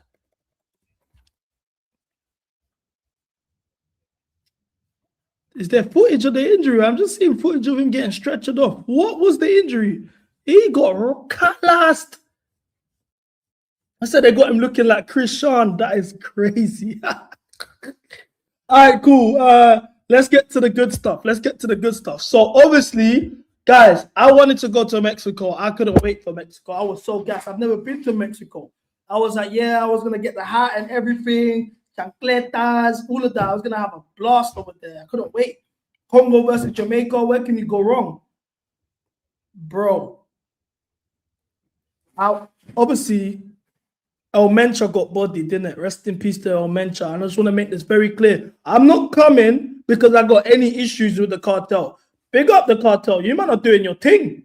Psh, listen, I ain't going to knock hustlers. If you man are hustling, you know what I'm saying? Salute to you. I want to make it clear that I ain't got no issues with the cartel. As we talk on this topic, this is the aim for it. Ooh, I want to make it very clear we got no issues with the cartel whatsoever. Now, obviously, Cam, you know this El Mencho guy, you know? He's a bad boy. Pause, why for that? He's a naughty guy, man. They were saying they put him, if you look into the cartel shit, he's on the same level as Pablo Escobar and El Chapo. That's how much of a demon he is. But you see, my man's thing is though, he's on the violence. He's on the extraordinary violence thing, innit? So Yeah, he was on the next thing, and they had to pack him up, man. R.I.P. El Mencho and that. No, bro, look. Obviously, he was number 1 on the FBI most wanted, yeah? Cool. They said his gang, yeah, the CJNG, which is I want to get you guys right because I don't want to disrespect you guys, innit? So I want to get this guy. Jalisco New Generation Cartel, CJNG. He had a bounty for $15 million, Black. That man were running up $2 billion a year in revenue. 20 billion, sorry, a year in revenue. Them man are broke boys. So now, cool. Just for context of how much of a bad boy this guy is, this is him on the phone to the police. Hey, ¿quién habla? Mira bien, hijo de tu puta madre. Soy Mencho, güey. Relaja tu puta gente a la verga. Soy Mencho, güey. Relaja tus putas partidas. Si no te voy a partir tu madre, tienes toda tu bola de perros. Man said, I have 30 of you, man, located and identified. Tengo identificado 30 güeyes. Hasta tus putos perros te voy a matar si no te... I'll even kill your dogs. Relajas, güey. ¿Cómo ves? Ya está, señor. Ahorita los bajo. Oh, no. I said, you got it, sir. No cuelgues, hijo de la verga. Te tengo ubicados en Chacala, güey. No le estoy colgando, le estoy diciendo, ahorita los bajo. Póngase bien las pilas, güey. ¿Qué se le cuesta ser amigo, cabrón? This is what's so crazy about Mexico, yeah? These men have not only the feds, but the government on smash. More time, when these men are running for president or mayor or whatever, they get their donors are the cartel, and they will give them money to campaign. And what it is for them is, yeah, you gotta make sure man ain't got in jail. You gotta make sure we're governed. Listen, I ain't snitching. I want to make this ain't snitching. This is information that's already out there. I'm not on the Trap Law Ross thing. You know what I mean? Man, I'm saying, oh, CP, I'm choosing myself. I'm maybe mad. No, but listen, see, one thing that's mad there, I'll never forget. I think it was like 2-3 years ago. There were like 5 black youths in a vehicle. And apparently, they must have made the wrong turn into cartel run territory. You know what happened? They died. All of them died, sadly. RIP to them. But because they didn't want beef with the USA, the youths that killed them, they tied them all up and then they dropped them off in town square with a note saying, we're sorry. It's funny. I can't search it up. Oh, that's mental. What? It's like, yeah, like search like US citizens killed in Mexico, drug cartel gives up the wrongdoers or whatever, man. It will come up, you see it's mind games, bro.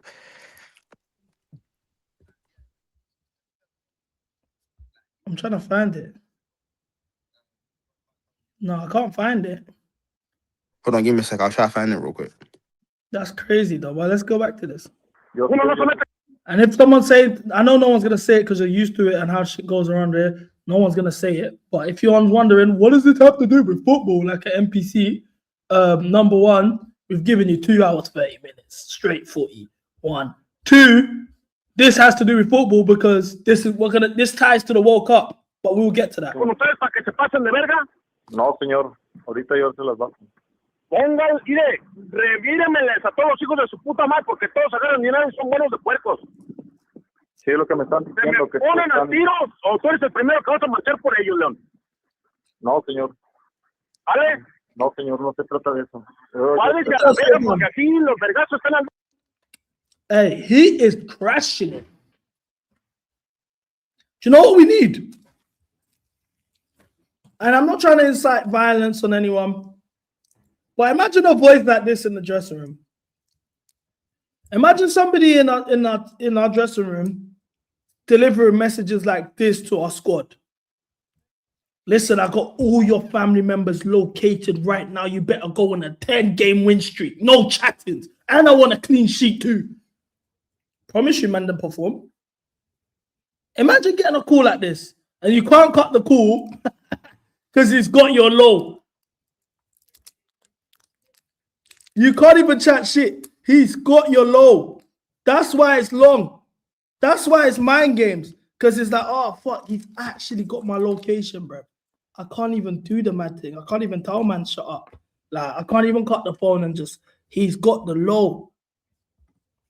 Oh, Cam, you chat shit. Yeah. Mexico kidnapping. A twisted moral code explains cartel's apology. 4 Americans were kidnapped by a drug cartel. 2 of them were murdered. And when they visited the town of Matamoros, Mexico, a letter left with the cartel gunmen who had been trusted and left on the roadside accused them of acting under their own decision-making and lack of discipline. As well as supposedly breaking cartel rules of overprotecting the lives of the innocent. It was signed by the Scorpions group, a splinter faction of the powerful Gulf cartel. I think we're snitching right now, you know. I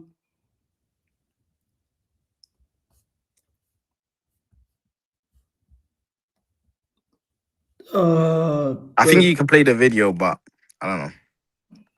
Cam, if you're getting us in a cheers, yeah. No. Play the first one, the first video. Murder, kidnapping, and the Mexican cartel handing over its own men. No, not a plot from Narcos. It's what happened in Matamoros. Here's what we know.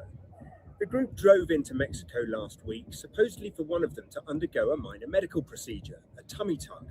Their vehicle was surrounded by gunmen and fired. Cam, I'm shook. I'll be real. Listen. Hey, listen, don't go Mexico, G. They'll kidnap you. They'll steal your dreads. I'll be real, because I actually want to go Mexico. I don't have no issues. Generally, I'm just curious. I grew up listening to King Von and Lil Durk and watching Chirac videos of academics. So I'm just looking at this like, I'm curious. I rate you, man's gangster. I just want to know what's going on over there. Salute to you, man. You man are broke boys. So I want to make that clear. I'm not, you get me? Like, if you don't want me to talk about it, we can keep it stepping. Yeah, I can keep it stepping. I'm sorry. Genuinely. Let's I don't know. I'm a bit shit now. Still, look, I want to give these man their flowers. These men are super gangster. Obviously, my man got killed, whatever, they've locked off the city. So I want to show you, man, why I've even spoken about this in the first place. Because them man have done the mad thing in the same city that where all of this is going on is literally where the qualifier final would have been played in Guadalajara.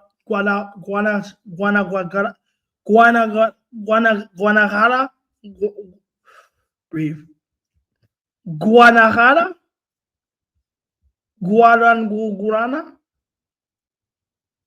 Anyway, it's getting played there, innit? So that's why it's a bit mad, because there's meant to be 11 World Cup games played in Mexico right now, and I'm not even including the qualifiers. That's what's meant to be played during the FIFA World Cup. Now, while this is happening, this is what's going on in the city.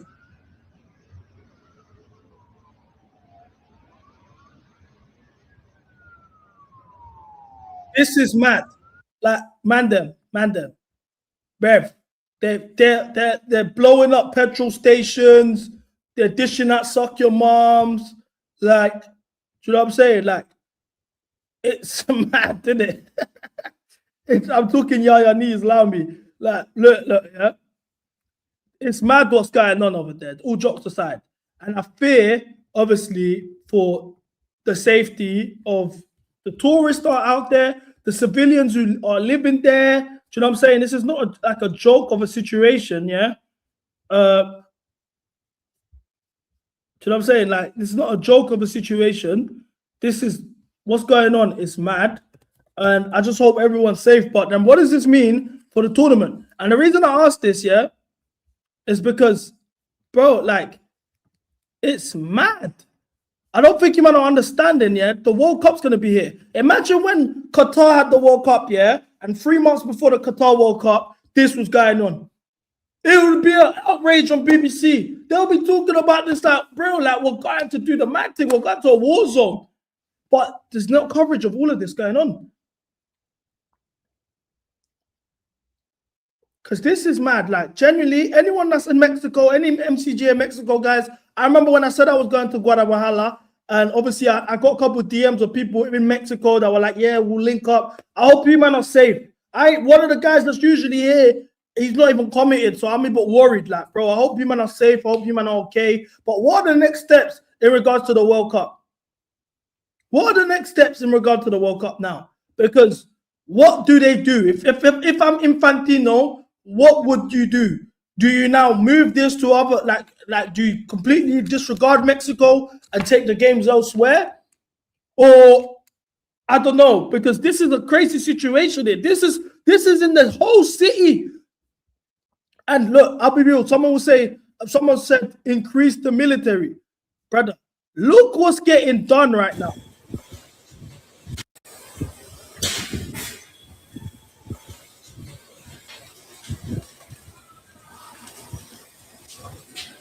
So everybody is being...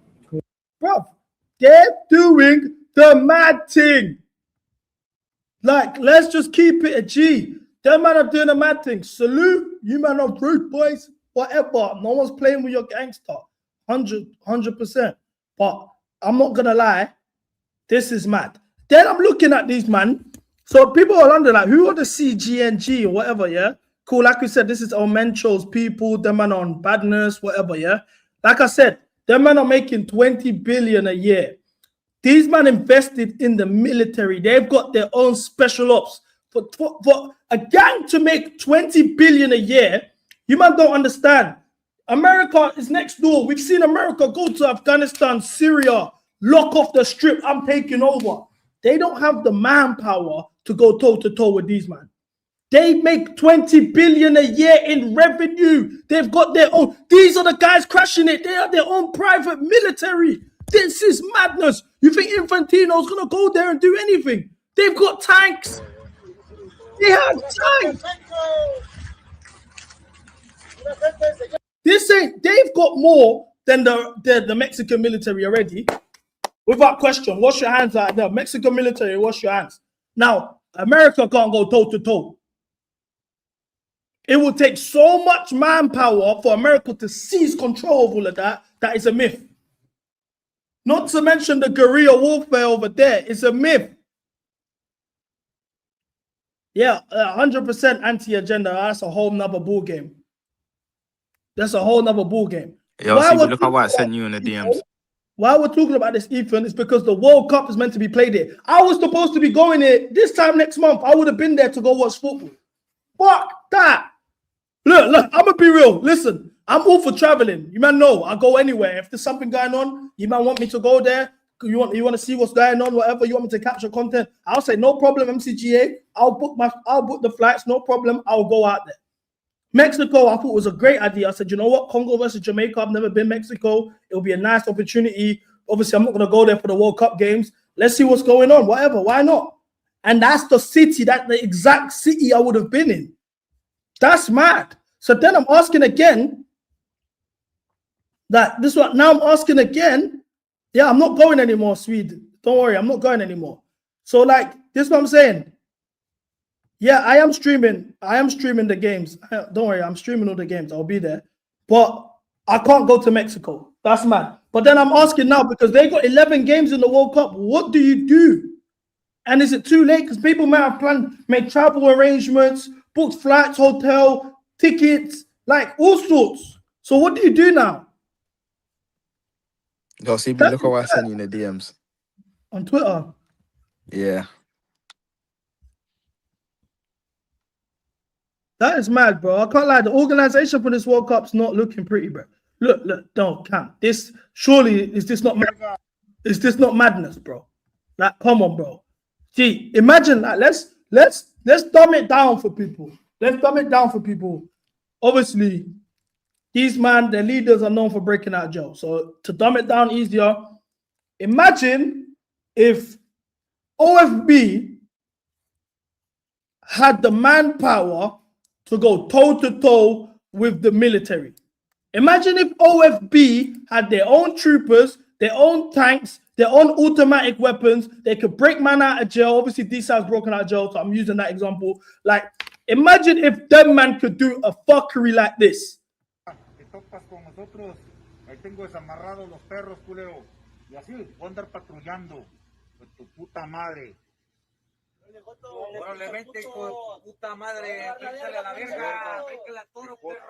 They're all in the ride, about to dump on guys. Boom. This is mad. And then I want to know, obviously, I don't like to do the politics stuff, but where are they getting the weapons from? These are high-grade weapons, bro. Obviously, they got bread. But anyway, bro, let's move on. Let's talk about Wesley Fofana. So Wesley Fofana, after the red card. I'm glad no one was injured going home yesterday. You know, I mean, going home after the Burnley game. Injured by who? By Wesley Fofana, mate. Be careful, mate. He might have been on the roads. Huh? Cam, what? If you know, you know, innit? Anyway, stupid effing monkey. You should be put in a zoo after the red card. You're an idiot. You mother effer. You made us draw with Burnley. Fuck you with your red card, piece of shit, monkey. That's obviously the racial abuse that he faced after the game. He also posted something on his story just saying it's 2026. Like, why are we having these issues? There's all these campaigns against racism, but nobody does anything, and it continues to happen. XYZ. Now, I saw a lot of different reactions to this, yeah, and I'm gonna touch on it. But All I'm gonna say is name our profile picture. I'm noticing. But who? Where's the name of profile? Oh, my man. All right, chill. But yeah, obviously I saw a lot of reactions to this, but I saw something that like just sums up some people. You know what I'm saying? So remember, last week, man tried to cancel me because I previously said before I'm black, I'm Chelsea as jokes. You know, I don't actually mean that. It's just a joke. Just emphasizing how much I care about Chelsea. It's not actual facts and how I feel. But nonetheless, this person tried to pander to other black people and say, as a black man, why do you stand so strongly and say, before you're black, you're Chelsea, as a Congolese man, this and that and that. That's how you feel about racism, especially a club like Chelsea who's had racism. And then you go on the big internet and this is your response to one of our players coming out to being racially abused. Wesley Fofana did not have to show my inboxes to him. That was me. Monkey, that was me. I'll take the blame. I sent the fucking racist post. I'll take the blame. I did it. Send the police to me.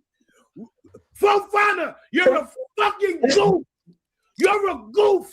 You look like a monkey to me. And I'm saying it as a black man. Look, I'm going to do it. I'm a monkey too, motherfucker. He's on the next team. Fucking idiot. This guy, man. You idiot. Don't come post your inbox. I don't want to see your inbox. Today ain't the day that I care.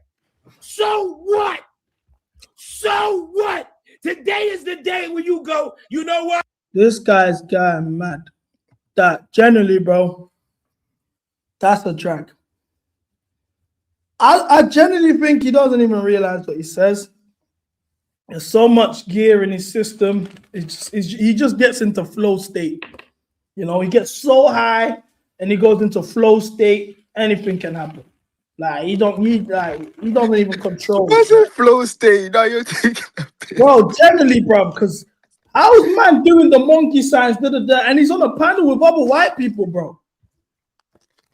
That's the thing, like. That's why it's mind games. Because I'm like, what are we doing, fam? It's pure mind games. Because I'll be honest, that Wesley Fofana situation, for me personally, cool. There's two sides to this. One, I think what's being said to him, the messages he's getting, is disgusting.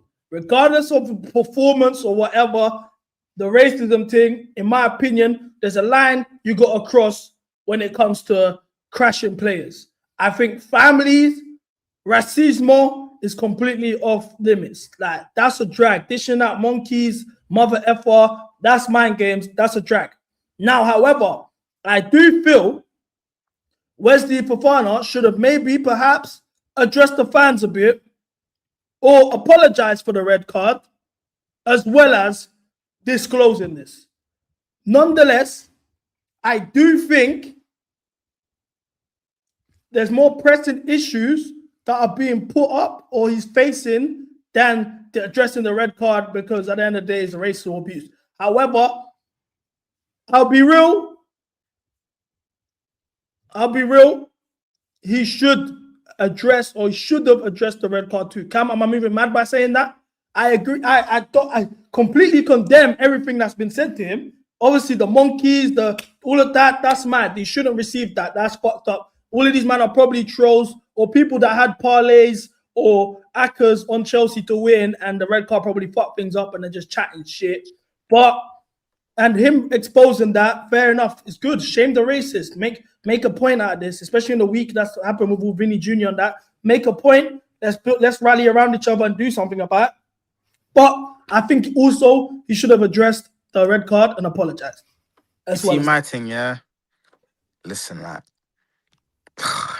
it's peaking it, but because I just hope like he doesn't take it too seriously, because looking at these guys' profiles, like these lot haven't been to Stanford Bridge ever in their lives, let alone been to England.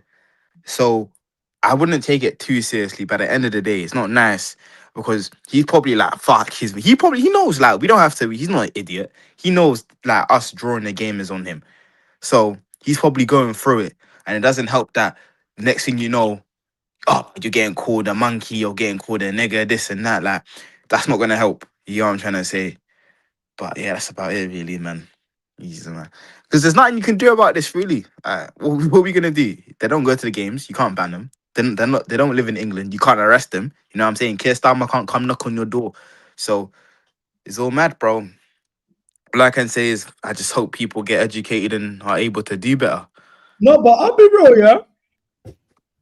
What I didn't like about this whole saga is people, and this happened with Vinny as well, which I didn't like too, is people are doing the victim blaming thing. They're saying to Fofana, you knew you got the red card and you're fucked because you went on your DM request to find racism to now deflect accountability from the fact that you played shit and got us a red card and cost us 2 points.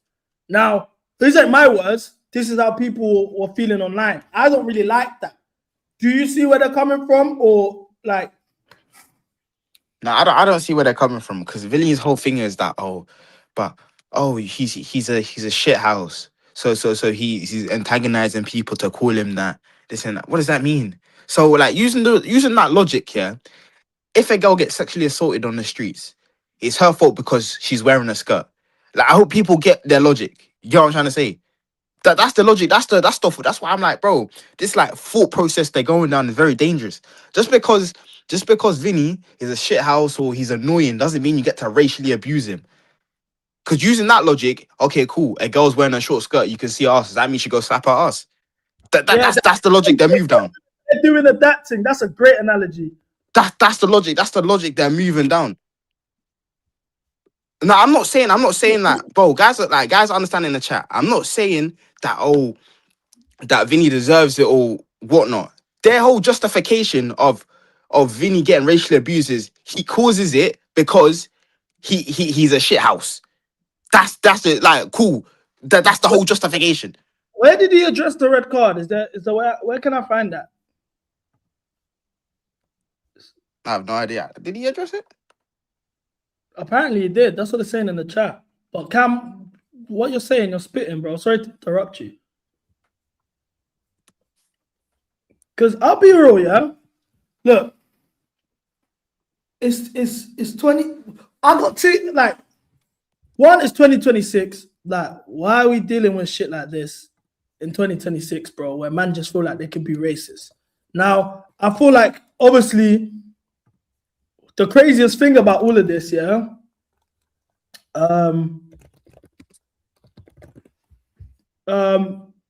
Like the craziest thing about this is the people that are behind these comments. Yeah, you'll be surprised. Remember when Saka sent that kid to court, bro? And like this kid went to court because he commented monkey emojis under Saka's picture, and Saka was like, "Fuck that! We're taking it to war, yeah. We're taking this to court." And it was a law student who's a black youth. More time is like, I'll be real. I get called monkey and on socials. I've never been racially abused in real life. I don't plan to. I hope it never happens. On the internet, I do. And more time is Nigerians, Somalians, And I'm not dismissing his whatever his experience. I'm not saying that's the case, yeah. And that doesn't mean we should take it less seriously, yeah. It's not. But this is what Saka did, where he's like, "Fuck this, we're taking it to court, whatever." Let's find the actual message. Let's see what happened. So the law student who called England footballer Bukayo Saka a monkey in an online rant has been handed a conditional discharge. Hey, Cam, you need to chill now, you know. Because you be saying he beat the case, by the way. He beat the case, by the way. Yeah, but look, now his digital footprint's cooked. He's meant to be a lawyer. So here, Sohail Ali, what is that? Is that a Somalian name? Sohail Ali. I can't lie, he does look Somali though. That's what I'm thinking. Listen, at the end of the day, I don't tweet none of that. You know what I'm saying? Man's not, bro. Listen, I say what I say in a fit of rage on the stream. I am not going into guys' DMs to abuse them. I'm not commenting monkey emojis. There's a difference, chat. Okay, There's a massive difference. In the voice note, played in the hearing, he DM'd Saka a voice note. He said, "You're the shit." Like my man, I'm not DMing guys' voice note. This is mad. He said, "You're the shittest winger I've ever seen at my club." He called Saka a nigger, and you're a monkey. You're a fucking monkey, which is crazy, yeah? I can't lie.